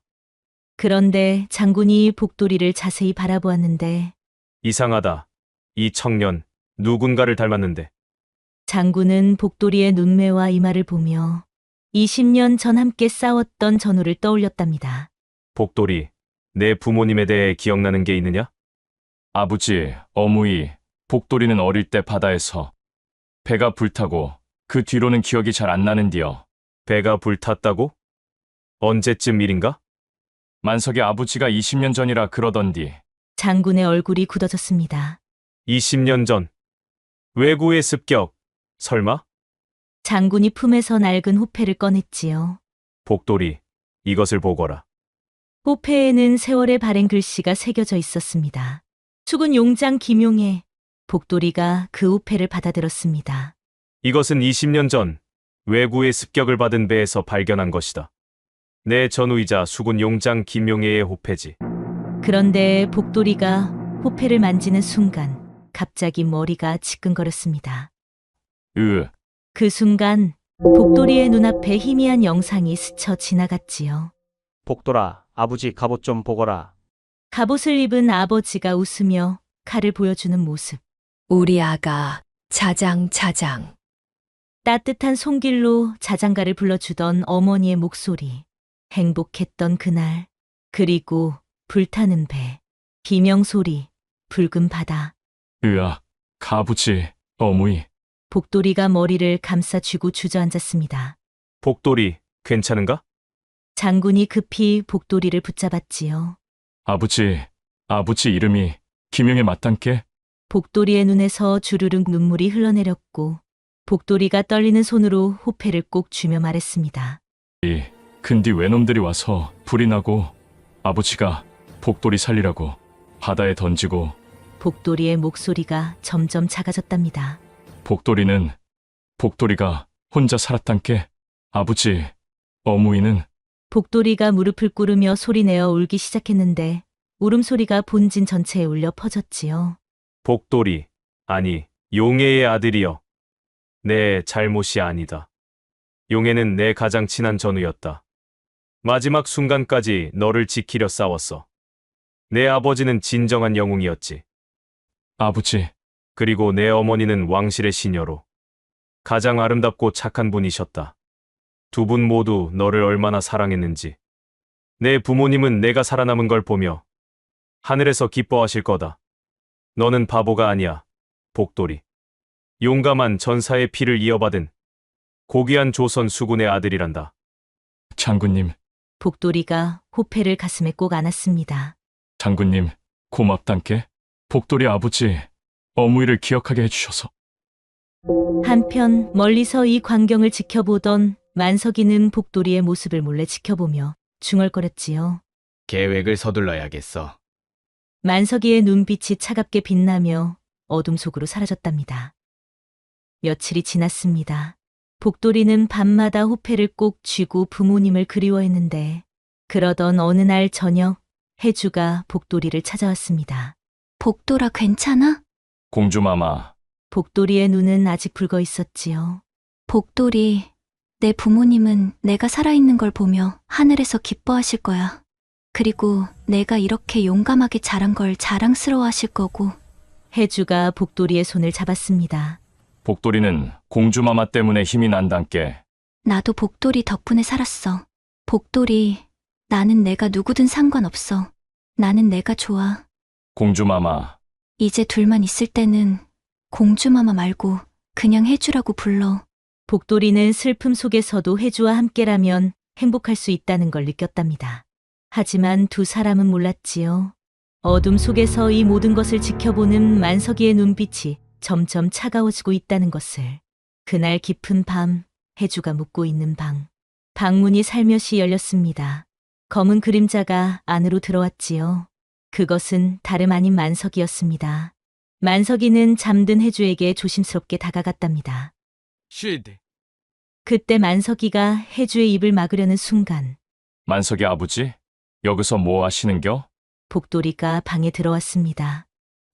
복돌아. 만석이가 당황했지만 이내 칼을 빼들었지요. 아버지, 그 칼은 뭐단께? 복돌이의 눈이 커졌습니다. 미안하다, 복돌아. 하지만 이것이 내 임무다. 임무, 무슨 소리야 아버지? 혜주도 깨어나 비명을 지르려 했지만 만석이가 막았지요. 조용히 해라. 만석 아버지, 대체 무슨 일이단께? 복돌이가 떨리는 목소리로 물었습니다. 나는 외구의 첩자다. 뭐라고? 복돌이가 충격을 받아 비틀거렸지요. 공주를 납치하는 것이 내 임무야. 어서 비켜라. 안 된단께. 공주마마는 복돌이가 지킬 거요. 복돌이가 만석이 앞을 막아섰습니다. 복돌아, 내가 나를 막으려 하느냐? 아버지, 왜 이러시는겨? 왜 외구 편을 드시는겨? 복돌이의 눈에서 눈물이 흘러내렸습니다. 복돌아, 그래, 너는 알 권리가 있지. 만석이가 잠시 멈췄답니다. 20년 전 내 가족이 탄 배를 습격한 자가 사실 바로 나였다. 뭐시여? 복돌이의 눈이 크게 떠졌습니다. 만석 아버지가 그날 배를? 그래, 나는 외구의 첩자로 이 마을에 숨어 들어왔지. 그날 너희 가족이 탄 배를 습격한 것도 나였다. 아, 아버지, 어무이를 만석이 아버지가 죽인겨? 복돌이가 무릎을 꿇으며 외쳤습니다. 그래, 미안하다. 그럼 복돌이를 바다에서 구해준 것도 거짓말이란께? 구해준 게 아니야. 내가 바다에 떠내려왔을 때 그냥 살려둔 것뿐이지. 왜 복돌이를 살렸단께? 내 힘이 언젠가 쓸모 있을 것 같아서였다. 쓸모라고? 복돌이는 아버지를 믿었는디 20년 동안 진짜 아버지처럼. 미안하다, 복돌아. 하지만 이것이 현실이다. 만석이가 칼을 들어 올렸습니다.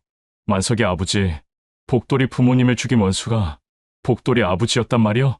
비켜라, 복돌이! 나는 공주만 데려가면 된다. 안 돼요, 아버지. 복돌이가 앞을 막아섰지만 만석이의 칼이 번쩍였지요. 복돌이가 어깨에 칼을 맞아 쓰러졌습니다. 복돌아! 해주가 비명을 질렀지만 만석이는 해주를 붙잡고 외쳤지요. 조용히 해라, 공주! 만석이가 해주의 입을 막고 창문으로 뛰어내렸지요. 공주마마, 만석이 아버지, 왜 그러시는겨? 아버지. 복돌이의 눈에서 눈물이 멈추지 않았습니다. 얼마 뒤 관군들이 달려왔지만 이미 늦었답니다. 공주마마가 납치당하셨다! 어서 추격하라! 하지만 만석이는 이미 멀리 도망간 뒤였지요. 그날 이후 나흘이 지났습니다. 복돌이는 침상에서 눈을 떴답니다. 복돌이, 깨어났구나. 장군님, 공주마마는 어디 계시는겨? 미안하다. 복돌이. 아직 찾지 못했다. 복돌이가 못 지켰단께. 내 잘못이 아니다. 만석이 그자가. 만석이 아버지, 아니, 만석이. 복돌이가 주먹을 불끈 쥐었습니다. 복돌이, 우리는 외구의 본거지를 알아냈다. 공주를 구출하러 갈 것이다. 복돌이도 갈 거단께. 복돌이가 공주마마를 꼭 구할 거요. 하지만 내 몸은. 괜찮어요. 복돌이는 힘이 세지라. 그럼 좋다. 함께 가자. 한편 외구의 본거지. 해주는 감옥에 갇혀 있었습니다. 공주마마, 편히 계시오. 만석이가 다가왔지요. 만석, 당신 왜 이런 거요? 이것이 내 운명이오. 나는 외구로 태어났고 외구로 살아왔소. 하지만 복돌이를 20년 동안 키웠잖소. 복돌이. 만석이의 얼굴에 잠시 흔들림이 보였지만 이내 차갑게 변했지요. 복돌이는 그저 도구였을 뿐이오. 거짓말. 나는 봤어. 당신이 복돌이를 바라보는 눈빛을. 더 이상 말하지 마시오. 만석이가 돌아서서 나갔고 이튿날 새벽 외구 본거지 근처 장군과 복돌이 그리고 수십 명의 관군이 숨어서 대기하고 있었습니다. 복돌이, 준비됐느냐? 복돌이가 해주씨를 꼭 구하겠소. 좋다. 신호와 함께 돌격한다. 관군들이 일제히 외구 본거지로 돌격했답니다. 조선 놈들이다! 막아라! 왜구들과 관군들의 격렬한 전투가 벌어졌지요. 복돌이는 해주를 찾아 달렸습니다. 공주마마. 복돌이가 해주를 찾아 감옥으로 향하자 감옥 앞에서 만석이가 나타났습니다. 복돌아, 역시 왔구나. 만석이 아버지, 해주씨를 돌려주라고. 내가 나를 이기면 돌려주지. 만석이가 칼을 빼들었습니다. 으랴! 복돌이가 주먹을 불끈 쥐고 달려들었습니다. 만석이의 칼이 복돌이의 팔을 스쳤지요. 복돌아, 넌 나를 이길 수 없어. 만석이의 무술 실력은 복돌이보다 월등히 앞섰는데 만석이의 공격이 계속되었고 복돌이는 점점 상처투성이가 되었지요. 복돌아, 그만해. 감옥 안에서 혜주가 소리쳤습니다. 공주마마, 복돌이는 괜찮단께. 하지만 복돌이의 몸은 이미 한계였고 만석이가 칼을 들어 올렸습니다. 만석 아버지, 복돌이가 비틀거리며 일어났지만 만석이의 칼이 그를 향했지요. 복돌아, 미안하다. 만석이가 칼을 내리치려는 순간 만석이, 칼을 내려놓아라. 장군이 수십 명의 관군과 함께 나타났습니다. 장군, 이미 늦었소. 만석이, 항복하라. 관군들이 소리쳤습니다. 만석이는 잠시 칼을 든 채 망설이다가 복돌이를 바라보았답니다. 복돌아, 너를 정말 아들처럼 생각했다. 하지만 내 운명은 바꿀 수 없었어. 어차피 이대로 돌아가도 나와 내 식솔들은 살아남을 수 없다. 그 순간 만석이가 자결을 했습니다. 그리고 고개를 떨구며 칼을 내려놓았지요. 복돌아, 행복해라. 아버지, 만석 아버지, 아버지, 왜 이러셨단께? 복돌이는 아버지를 용서했단께. 만석이가 마지막으로 미소를 지었답니다. 복돌아, 고맙다. 아버지, 만석 아버지. 복돌이가 쓰러진 만석이를 붙잡고 절규하는 소리가 바람에 실려 사라졌고 그리고 한 달이 지났습니다. 왕궁에서는 성대한 잔치가 벌어졌고 임금께서 복돌이를 부르셨습니다. 그대가 공주를 구해주었으니 무엇이든 원하는 것을 말해보거라. 복돌이는 공주마마하고 평생 함께 살고 싶단께요. 복돌이의 솔직한 말에 임금께서 크게 웃으며 말씀하셨지요. 좋다. 그런데 공주 너의 생각은 어떠하냐? 아버님도 참, 저희 마음속 왕자님은 이미 복돌이옵니다. 그래, 그럼 두 사람의 혼인을 허락하노라. 그리고 한 달 뒤 혼례식이 열렸고 그로부터 1년이 지날 무렵 복돌이와 혜주는 궁을 떠나 남해안 바닷가 마을로 돌아왔답니다. 아이고, 복돌이가 돌아왔네 그려. 공주마마도 같이 오셨제. 할배들, 할멈들, 복돌이가 돌아왔단께. 그리고 얼마 뒤 혜주가 아들을 낳았습니다. 아이고, 우리 아들이단께. 복돌이가 감격해서 눈물을 흘렸지요. 이름을 뭐라고 지을까? 바다요. 바다라고 부르자고. 좋은 이름이네요. 몇 년이 더 지나 복돌이네 마당에는 아이들의 웃음소리가 가득했답니다. 아버지, 이 물고기는 왜 이렇게 큰겨? 바다가 커다란 물고기를 들고 물었지요. 허허, 그건 말이다. 아버지의 사랑이 듬뿍 들어가서 그렇단께. 어머이, 나도 물고기 잡으러 갈래. 막내 파랑이가 나도 하며 따라붙었지요. 좋단께. 우리 아들들이랑 같이 바다에 나가자고. 복돌이는 아들들과 함께 바다로 나갔지요. 으랴차, 영차. 복돌이가 그물을 끌어올리자 물고기가 가득 잡혔답니다. 그때 멀리서 이들을 지켜보던 마을 사람들이 하나둘 모여들었습니다. 복돌이는 참 대단하제. 물고기도 잘 잡고 공주마마도 잡고 암튼 대단혀. 이렇게 바보 어부 복돌이와 혜주 공주의 달콤하면서도 파란만장한 사랑 이야기는 끝이 났지요. 어수지교라는 말이 있습니다. 이는 물고기와 물의 관계처럼 서로 떨어질 수 없는 친밀한 사이를 뜻합니다. 물고기가 물을 만나야 살 수 있듯이 진정한 사랑은 서로가 없으면 살 수 없는 운명적인 인연이지요. 바다에서 평생을 살던 바보 어부 복돌이가 바다에서 건진 혜주 공주. 두 사람의 만남은 마치 물고기가 물을 만난 것처럼 운명적이었습니다. 세상 사람들은 복돌이를 바보라 불렀지만 그의 순수한 마음과 진실한 사랑은 어떤 벼슬과 재물보다도 귀했습니다. 진정한 사랑은 신분의 높낮이가 아니라 서로를 향한 진심에서 비롯된다는 것을 바보 어부 복돌이와 혜주 공주의 사랑 이야기가 우리에게 알려주고 있지요.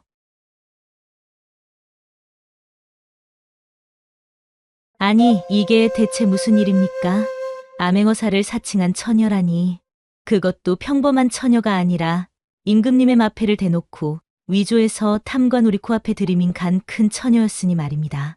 도대체 조선 팔도 어디서 이런 기상천외한 일이 벌어진 걸까요? 그곳은 바로 충청도 외진고을, 탐욕스러운 박사또의 생일 잔치 날이었습니다.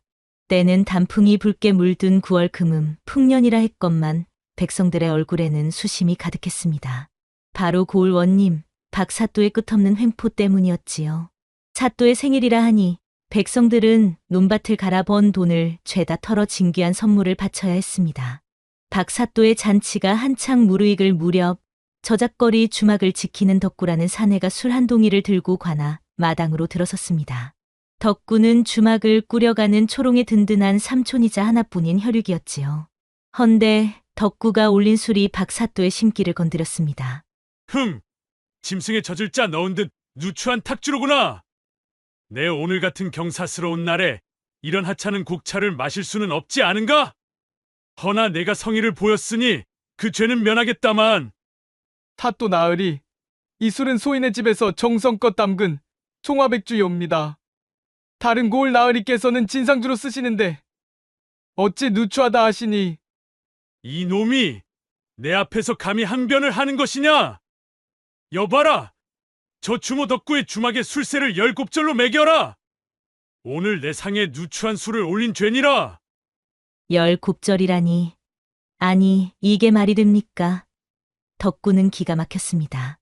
주막을 털어바쳐도 10곱절의 술세는 감당할 수 없었지요. 탓도 나으리. 그건 너무 가혹하십니다. 저 망할 것이 지금 뭐라고 하느냐? 덕구가 그 자리에서 사정했지만 박사또는 콧방귀도 끼지 않았습니다. 덕구는 마당에 엎드려 울 수밖에 없었지요. 그때였습니다. 누군가 잔치 마당으로 당당히 들어섰는데 바로 덕구의 조카 초롱이었습니다. 그녀는 능청스럽게 웃으며 덕구에게 다가갔지요. 에이, 아재. 뭘 그리 울고 계시오? 사또 나으리가 덕담 한마디 해주신 건디 뭐가 서러워서 우시는 거요? 나으리 생신 같은 경사스러운 날에 눈물을 흘리면 복이 다 달아난다고 하지 않소? 아이고 참. 뭐시? 저 천한 것은 대체 누구더냐? 감히 사또의 잔치에서 방정을 떠는 것인가? 당장 끌어내라! 그런데 그때 초롱이 여유롭게 사또나리를 부르는 게 아니겠습니까? 나으리, 나으리. 소인의 재주가 참말로 아까운디 한 번만 봐주시지요. 소인이 나으리를 위해 노래를 한 곡조 뽑아드릴 터이니 그 후에 벌을 주셔도 늦지 않을 것입니다. 나으리 같은 훌륭하신 분께서 이 보잘것없는 소녀의 재주 하나쯤은 봐주실 수 있지 않겠소? 초롱은 능청스럽게 사또 앞에 섰습니다. 그리고는 양반들의 위선을 풍자하는 듯한 노랫가락을 흥겹게 뽑아냈지요. 사또는 처음엔 불쾌했지만 주변의 아전들이 웃음을 터뜨리자 체면 때문에 웃는 척했습니다. 초롱은 그 틈을 놓치지 않았습니다. 사또 나으리, 소인의 노래가 영험한지 들으시는 분들은 모두 복채를 내놓으셨습니다. 나으리께서도 복채를 주셔야 복이 돌아가지 않겠습니까? 이 경사스러운 날에 말이지요. 그러니 아재의 술세 같은 건 거두어 주시지요. 그게 바로 나으리께 복이 되는 길이지요. 이 요망한 계집을 봤나? 흐흐흐. 이미 내 입으로 뱉은 말이지만 오늘은 좋은 날이니 특별히 술세에 대한 말은 거두마. 아이고 지엄하신 사또 어르신. 참말로 은혜가 만극하옵니다. 이 보잘것없는 소녀의 노래를 들으시고 아량을 베풀어 주시니 하늘의 복을 받으실 겁니다. 틀림없소. 아이고 고맙습니다. 나으리. 그렇게 잔치 분위기에 휩쓸린 사또는 순간 정신을 놓고 웃어버렸습니다.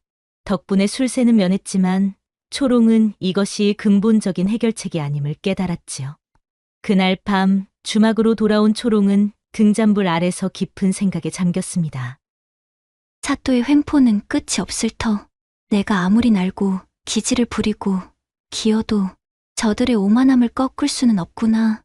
저들은 오직 권위만을 두려워하니. 그래. 그렇다면 나도 저들이 두려워하는 권위를 잠시 빌려오는 수밖에. 그때 그녀의 눈에 예전 포도청 하급 관리였던 덕구 삼촌이 몰래 보관하던 낡은 문서 꾸러미가 들어왔습니다. 왕위명을 받은 암행어사의 권위라면 저 오만방자한 박사또도 무릎을 꿇을 터. 다음 날 새벽 초롱은 덕구와 함께 한양으로 향했습니다. 그녀는 저작거리의 희한한 물건을 파는 만물상을 찾아갔지요. 그곳에서 그녀가 발견한 것은 다름 아닌 가짜 마패였습니다. 노쇠를 그럴싸하게 다듬어 만든 말 3마리가 딱 새겨진 마패. 겉보기에는 진짜와 구분이 쉽지 않았습니다. 아가, 아무리 사또에게 앙심이 있다 한들 어찌 임금님께서 내려주신 마패를 가지고 장난을 친단 말이냐? 이건 역적죄와 다를 바 없다. 아재, 저 박사또의 횡포가 곧 역적이 아니오? 진짜 어사가 나타나기 전에 내가 먼저 어사가 되어 저 박사또의 간담을 서늘하게 만들 것입니다. 저자가 두려워하는 것은 진짜 정의가 아니라 진짜 권위뿐이니 말이오. 이 가짜 마패가 우리 복수의 시작이 될 것입니다. 아재, 얼었소? 참말로 기막힌 개책 아니오? 초롱은 덕구가 과거 관리 시절 입었던 낡은 유생의 도포를 구해 입고 갓을 눌러 쓴 채 자신의 얼굴을 가리고 가짜 암행어사가 되었지요. 그녀의 눈빛은 비장함과 유쾌한 장난기가 뒤섞여 빛났습니다. 자, 그럼 한번 연습해볼까? 암행어사 출두요. 너무 격식 차린 말투는 백성들이 오히려 무서워할 터. 암행어사 나으리가 행차하신다. 이 정도면 되겠지? 그날 밤 초롱은 홀로 박 사또의 관하로 잠입했습니다. 그녀는 사또의 침실 창호지 문 앞에 서서 노쇠로 만든 가짜 마패를 살짝 내려놓았지요. 그리고는 낮게 그러나 위엄있게 속삭였습니다. 박사또, 하늘이 당신의 행실을 내려다보고 계시니 어찌 두려워하지 않고 힘없는 백성들을 괴롭히느냐. 초롱의 목소리는 곧바로 사또의 귓속에 파고들었습니다. 잠이 들려던 박 사또는 벌떡 일어나 떨리는 손으로 문을 열었지요. 그리고 문 앞에 놓인 빛나는 노쇠 마패를 보고는 기겁을 했습니다. 하지만 이미 초롱이는 사라지고 없었지요. 사또의 얼굴은 하얗게 질렸고 손은 덜덜 떨렸습니다. 진짜 암행어사라면 위장 신분으로 다니는 법. 사또는 누가 다녀갔는지 알아내려 아전들을 닥달했고 고을 전체는 탐관오리의 광기 속에서 공포에 떨었습니다. 당장 이 고을의 모든 떠돌이 유생과 수상한 선비를 찾아내라.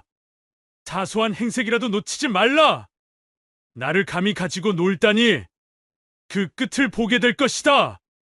사또의 명령은 고을 전체를 휩쓸었습니다.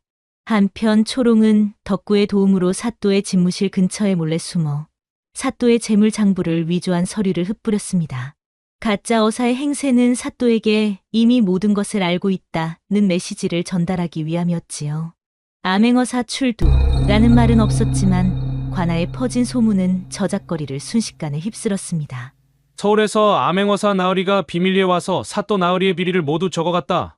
백성들은 불안 속에서도 한 줄기 희망을 보았고 사또는 이 소문이 민심을 움직이는 것을 보고 더욱 미쳐 날뛰었습니다. 그런데 그 소문은 한양에서 내려온 진짜 암행어사 이연의 귀에 들어가지 않을 리 없었습니다.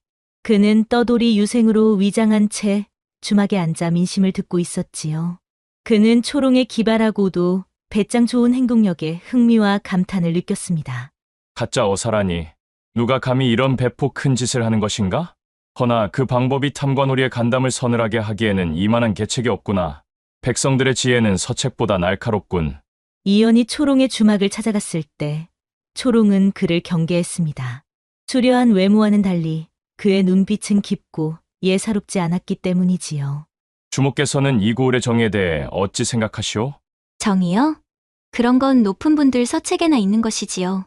우리 같은 아래 것들에게는 배고픔을 면하게 해주는 것이 곧정이 아니겠습니까? 나으리 같은 양반 나으리 행세하는 분들한테 우리네 정의는 그저 시시한 이야기일 뿐이지 않겠소? 이연은 초롱의 솔직하고 날카로운 대답에 크게 매료되었습니다. 명문가 교수에게서는 볼 수 없는 현실적이고 당당한 매력이 이연의 가슴에 깊은 울림을 주었고 시간이 지나면서 신분을 초월한 연정이 싹트기 시작했지요. 이연은 초롱에게 도움을 주고 싶었지만 박사또 역시 이 가짜 어사를 역이용할 궁리를 하고 있었습니다. 한편 이연을 수상하게 여겼던 초롱은 이연을 떠보는 듯이 사또의 세금, 착복 방식에 대한 단서를 던졌습니다. 진정한 정의를 추구하는 자라면 이 정보를 놓치지 않을 것이라 판단한 것이지요. 그러나 초롱 역시 이연의 질문이 너무 예리함을 느끼고는 그를 조심스럽게 피했습니다. 저 유생의 눈빛이 예사롭지 않구나. 나으리 행세를 하니 진짜 관료의 냄새가 난다. 경계를 늦추어서는 안 되겠다. 한편 박사또는 어사를 잡으려고 관아 담장 옆 샛길에 함정을 팠습니다. 단순한 구덩이가 아닌 초롱이 흘린 위조, 장부를 미끼로 매달아 놓은 함정이었지요. 이놈들아, 서둘러라! 이 장부를 탐하는 놈이 가짜 어사다.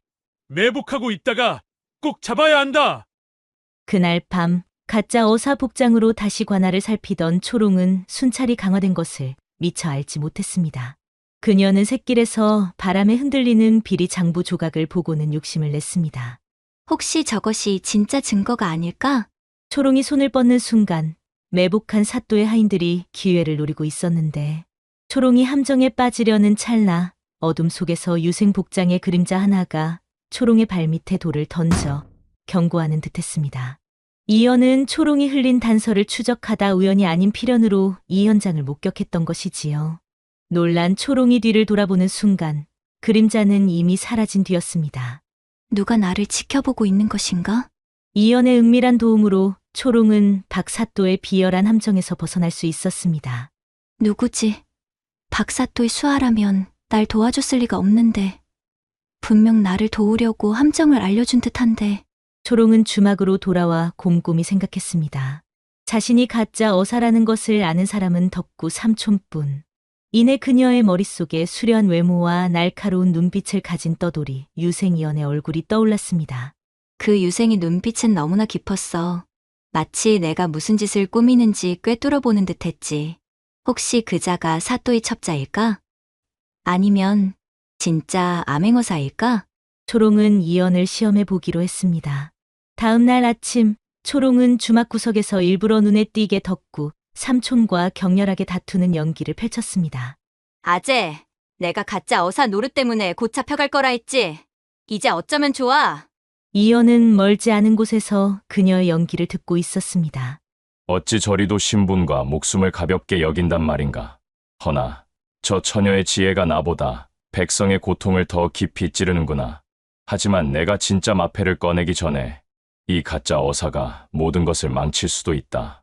이연은 초롱의 연기가 함정임을 알고 있었지만 그녀가 처한 위험은 진짜임을 알았습니다. 결국 이연은 무거운 결심을 하고 초롱에게 다가섰습니다. 주모, 어제 관아 근처에서 도포를 입은 사내를 보았습니다. 그의 행색이 수상쩍어 나도 모르게 돌을 던졌는데 혹 주모에게 방해가 되었소? 이연의 은밀한 고백에 초롱은 그의 정체가 첩자가 아님을 직감하고 초롱은 곧바로 그의 진짜 목적을 떠보았습니다.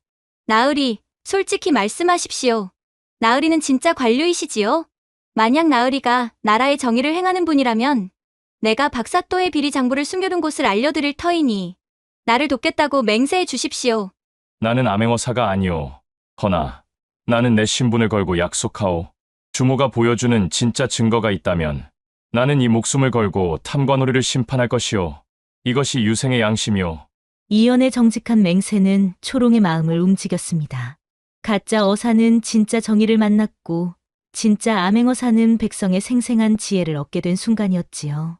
좋습니다. 나으리, 내가 가진 것은 가짜 마패와 백성의 지혜뿐입니다. 나으리가 가진 것은 진짜 양심과 나라를 바로잡을 능력이지요. 우리 둘이 힘을 합친다면 저 오만한 박사또를 통쾌하게 무너뜨릴 수 있을 것입니다. 신분을 초월한 공조가 시작되는 순간이었습니다. 초롱은 이연에게 박사또의 세금 착복 증거가 담긴 낡은 상자를 건네주었습니다. 이 문서들은 박사또가 그동안 착복한 세금과 그의 숨겨진 배후를 파헤칠 결정적인 단서가 될 것입니다. 두 사람은 그날 밤 관아 뒤편 담장 아래에서 은밀히 만났는데 이연은 초롱에게 앞으로의 계획을 속삭였지요. 그때 관아의 충직한 하인 돌쇠가 순찰을 돌다가 담장 아래의 수상한 그림자를 발견하고 활을 겨누며 외쳤지요. 거기 누구냐? 하지만 돌쇠가 쏜 활은 다행히 빗나갔고 돌쇠가 그림자를 쫓아 달려오는 찰나 이연은 초롱을 벽 쪽으로 끌어당겨 몸을 숨기게 했습니다. 두 사람의 숨결이 닿을 만큼 가까운 거리, 신분을 초월한 연정이 싹트는 순간이었지요. 돌쇠는 수상한 기척을 놓치지 않으려 담장 아래를 샅샅이 살폈습니다. 이연은 손으로 초롱의 입을 막고 속삭였지요. 움직이지 마시오. 들키면 모두 끝이오. 순간 초롱의 눈이 크게 떠졌고 이연의 얼굴이 바로 코앞에 있었지요. 분명 수상한 기척이 있었는데 착각이었나? 결국 아무것도 찾지 못한 돌쇠는 관아로 돌아갔고 두 사람은 안도의 숨을 내쉬었지요. 하지만 이연은 여전히 초롱을 안고 있었습니다. 평생 남자와 이렇게 가까이 있어 본 적이 없었는데 더군다나 상대는 수려한 외모의 양반 유생. 가슴이 두근거리는 것이 이게 두려움인지 아니면 다른 감정인지 알 수가 없네. 초롱은 얼른 정신을 차리고 이연에게 말했습니다. 나으리, 이제 안전한 것 같습니다. 아, 죄송하오. 이연이 황급히 손을 떼자 초롱이 능글맞게 웃으며 말했습니다. 나으리께서 날 구해주신 건데 뭐가 죄송하십니까? 오히려 제가 고맙지요. 아니, 그게, 그나저나 나으리 순결이 참 따뜻하시더군요. 아, 초록낭자, 그게 무슨 말이오? 농담입니다. 나으리, 너무 긴장하지 마십시오. 일단 어디 안전한 곳으로 가서 얘기를 나누시는 게 좋겠습니다. 초롱은 이연을 주막 뒤편의 비밀 공간으로 안내했습니다. 그곳은 벽 뒤에 숨겨진 좁은 공간이었지요. 두 사람만 겨우 들어갈 수 있는 아주 좁은 곳이었고 희미한 촛불 하나만 켜져 있었습니다. 여기는 옛날 덕구 삼촌이 포도청 관리 시절 급할 때를 대비해 만들어둔 곳입니다. 이런 곳이 있다니? 박사또의 하인들이 들이닥쳐도 여기는 찾지 못할 겁니다. 그때 이연이 품에서 비리 장부를 꺼내 펼쳤습니다. 초록낭자가 건네준 이 장부를 분석했는데 무엇을 발견하셨습니까?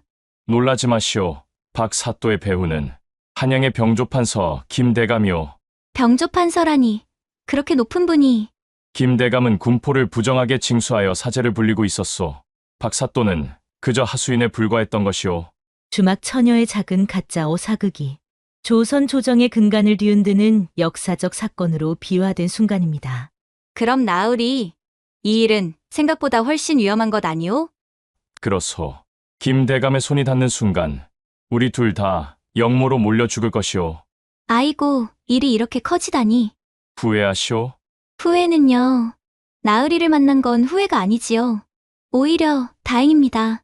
그나저나 나으리, 솔직히 말씀해 주십시오. 나으리는 진짜 누구십니까? 누구라니? 나으리의 눈빛이 너무 깊습니다. 평범한 유생이 아니지요. 혹시 그때 초롱이 이연의 허리춤을 살짝 봤는데 이연의 허리춤에 있던 주머니 안에서 번쩍이는 빛이 보이는 게 아니겠습니까? 초롱은 순간 숨을 멈추었습니다. 저것은 진짜 마패? 이 유생이 진짜 암행어사였구나. 어찌하여 나에게 신분을 속였는가? 가짜 어사가 진짜 어사를 만난 순간 초롱의 머릿속이 하얗게 변했습니다. 나으리께서 진짜 암행어사셨구나. 그렇죠? 초록낭자. 나으리, 그럼 저는 암행어사님을 속인 겁니까? 그럼 저는 임금님을 모독한 죄로 큰 벌을 받겠네요? 그때 이연이 초롱의 손을 잡고 자신도 모르게 외쳤습니다. 아니요, 낭자는 잘못이 없소. 하지만 저는 임금님께서 직접 어사님께 하사하신 마패를 모독하고 가짜 마패를 만들어 사용했고 암행어사 나으리를 속였는데 낭자를 처벌할 생각은 추호도 없소.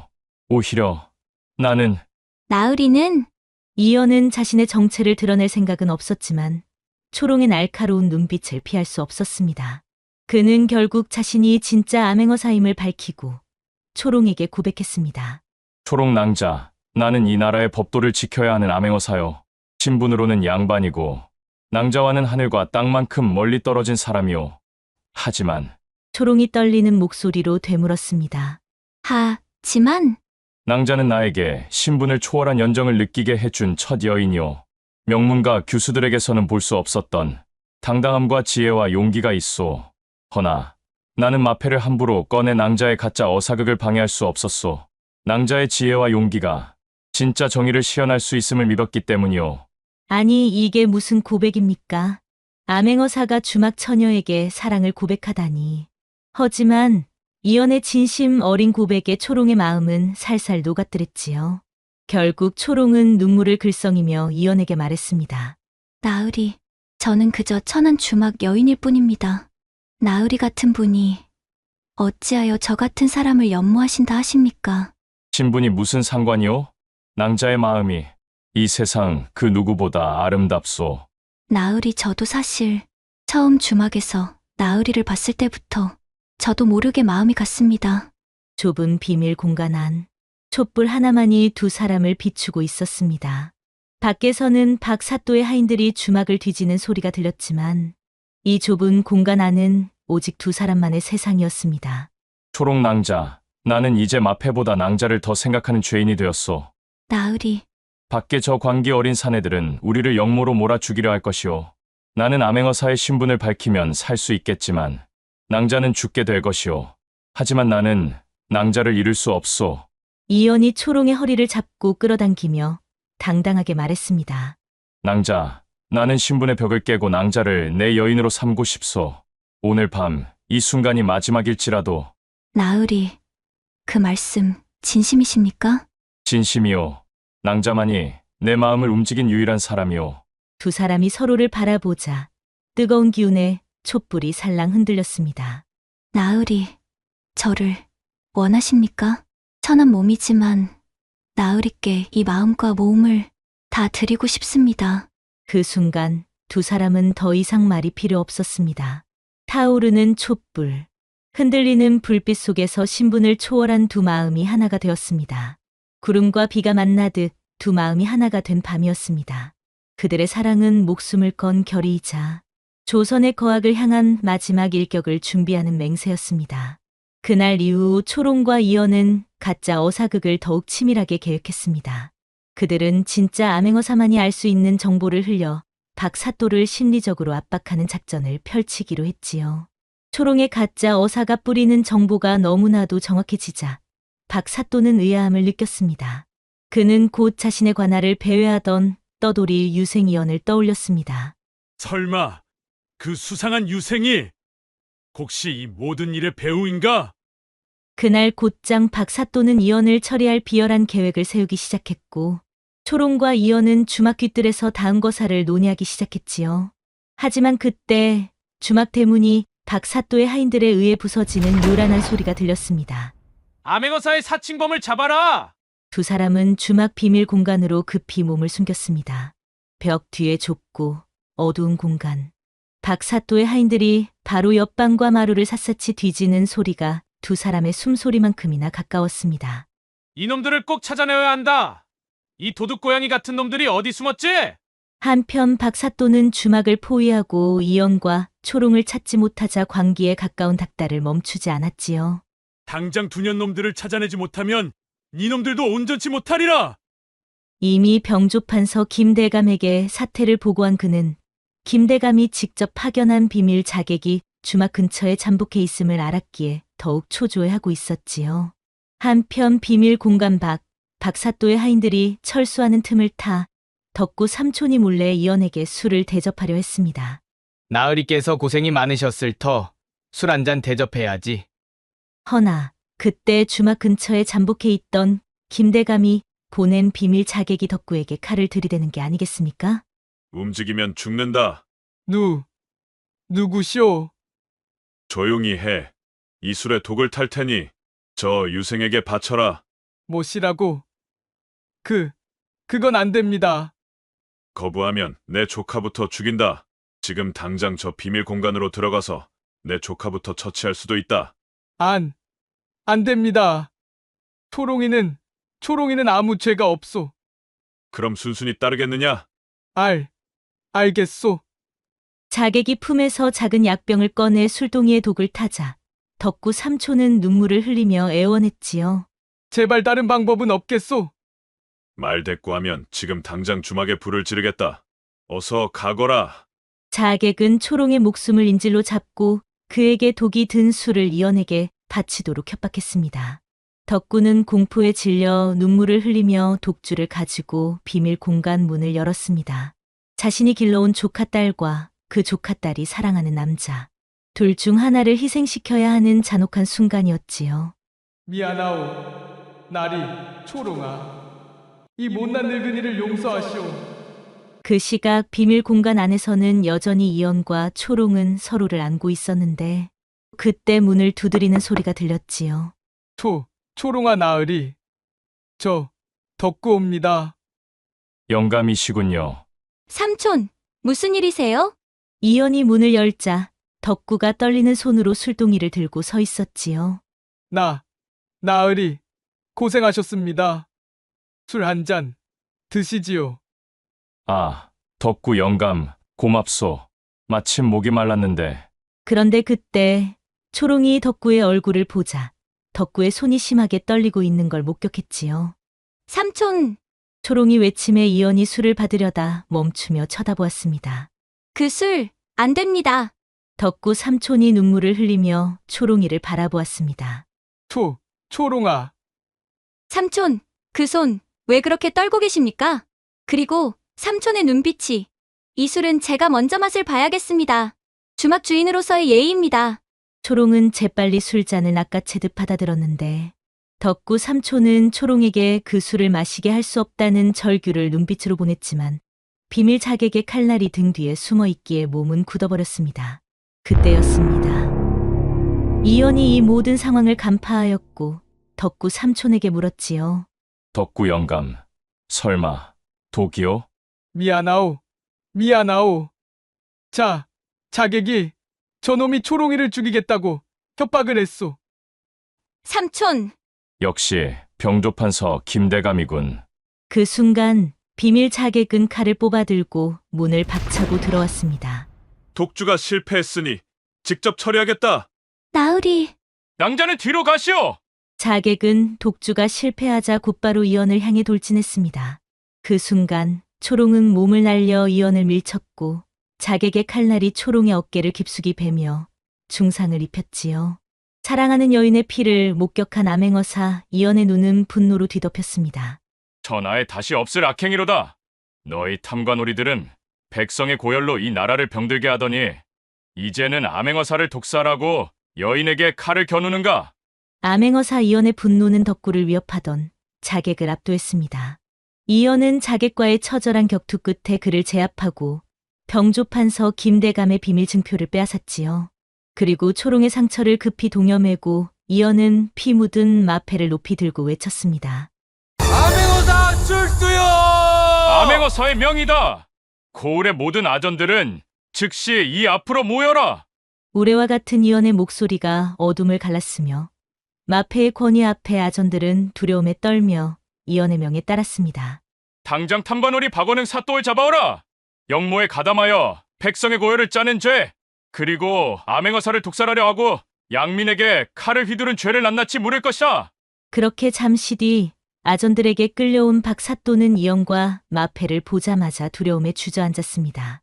그의 화려한 관복이 땅에 쓸리고 얼굴은 이미 공포로 창백지요. 허허 나으리. 저는 그저 덕구라는 놈에게 속았을 뿐입니다. 모든 죄는 저 천한 주막 주인이 가짜 마패를 만들어 꾸민 영모이옵니다. 저는 단지 병조판서 김대감께 충성했을 뿐. 닥치거라, 박원흥! 내가 김대감에게 상납한 증거와 내가 보낸 자객의 김대감 증표가 여기 현장에 있거늘 천한 주막 주인이라 했느냐? 짐승보다 못한 짓을 저지른 놈이 감히 누구더러 천하다고 입을 놀리느냐?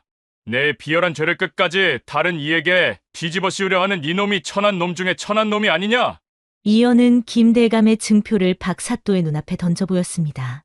그러자 박사또는 모든 것이 끝났음을 직감하고 비열한 최후를 맞이할 수밖에 없었지요. 그의 모습은 백성의 고열을 빨아먹 탐관오리의 처절한 몰락 그 자체였습니다. 한편 초롱은 미동도 없이 쓰러져 있었는데 피 묻은 한복 위로 덕구 삼촌의 오열만이 주막의 정적을 갈랐고 이연은 초롱의 상처를 부여안고 자신이 암행어사의 신분을 택한 죄가 그녀의 목숨을 앗아가는 것 같아 피눈물을 흘렸습니다. 내가 이 마패만 아니었다면 낭자는 평범하게 주막을 지켰을 것을. 탐관오리 박사또 하나를 잡는 작은 정의를 세웠으나 사랑하는 여인의 목숨을 잃게 생겼으니 나는 무엇을 위해 여기까지 왔는가? 허나 멈출 수는 없다. 병조판서 김대감이 숨쉬는 한 저자는 낭자의 가짜 마패 사용을 왕을 모독한 영모로 뒤집어 씌울 것이다. 낭자는 영모죄로 죽임을 당하고 나 또한 영모의 배후로 몰릴 것이다. 한편 덕구는 초롱의 발치에 엎드려 울고 있었는데 이연은 그 모습을 보고 덕구를 일으켜 세웠습니다. 병조판서 김대감을 심판해야만 이 모든 비극의 굴레를 끊고 초롱의 신분을 지킬 수 있다고 생각하고 있었지요. 그리고 덕구 삼촌에게 말했습니다. 덕구 삼촌, 당신의 죄는 공포였소. 나를 향한 배신이 아니었소. 나는 당신을 용서할 것이니 이 일은 아무에게도 말하지 마시오. 이제 우리가 살 길은 오직 하나요. 병조판서 김대감을 무너뜨리고 낭자의 신분을 회복시키는 것. 그리고 이어는 쓰러진 초롱에게 다가가 신분을 초월한 영원한 맹세를 올렸지요. 초록 낭자, 듣고 있소. 내가 반드시 살아서 돌아올 것이오. 돌아오면 낭자를 내 정실 부인으로 맞이할 것이오.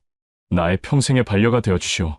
이연의 말에 초롱의 창백한 입술이 미세하게 떨렸는데 이연은 그것이 하늘의 응답이라 믿었습니다.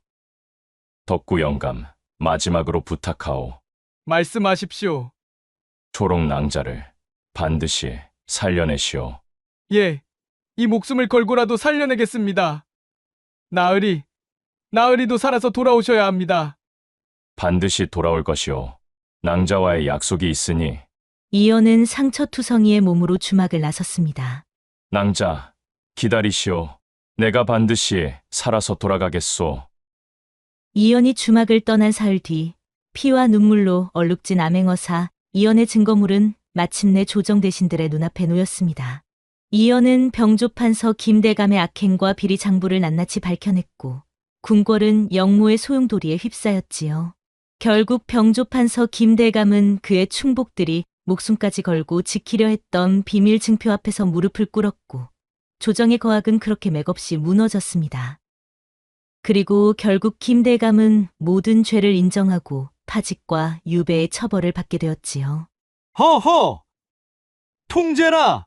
저 미천한 주막 여인과 엮여 조정의 거목이 무너지는 것을 보았으니 어찌 저토록 젊은 초임 암행어사의 한마디에 수십 년 공을 쌓은 병조판서가 맥없이 꺾일 수 있단 말인가? 조정의 권위가 땅에 떨어졌구나. 병조판서 김대감의 몰락은 조정 대신들의 숙청으로 이어졌고 그와 연루된 수많은 탐관오리들이 처벌받는 피바람이 한 달이 넘도록 이어졌습니다.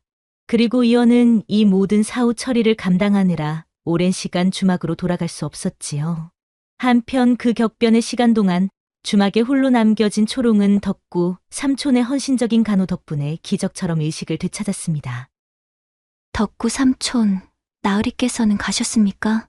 아가, 깨어났구나. 암행어사 나으리께서 병조판서를 무너뜨리고 곧 돌아오실 거다. 내가 죽을 죄를 지었다. 삼촌, 나으리께서 이미 삼촌을 용서하셨을 겁니다.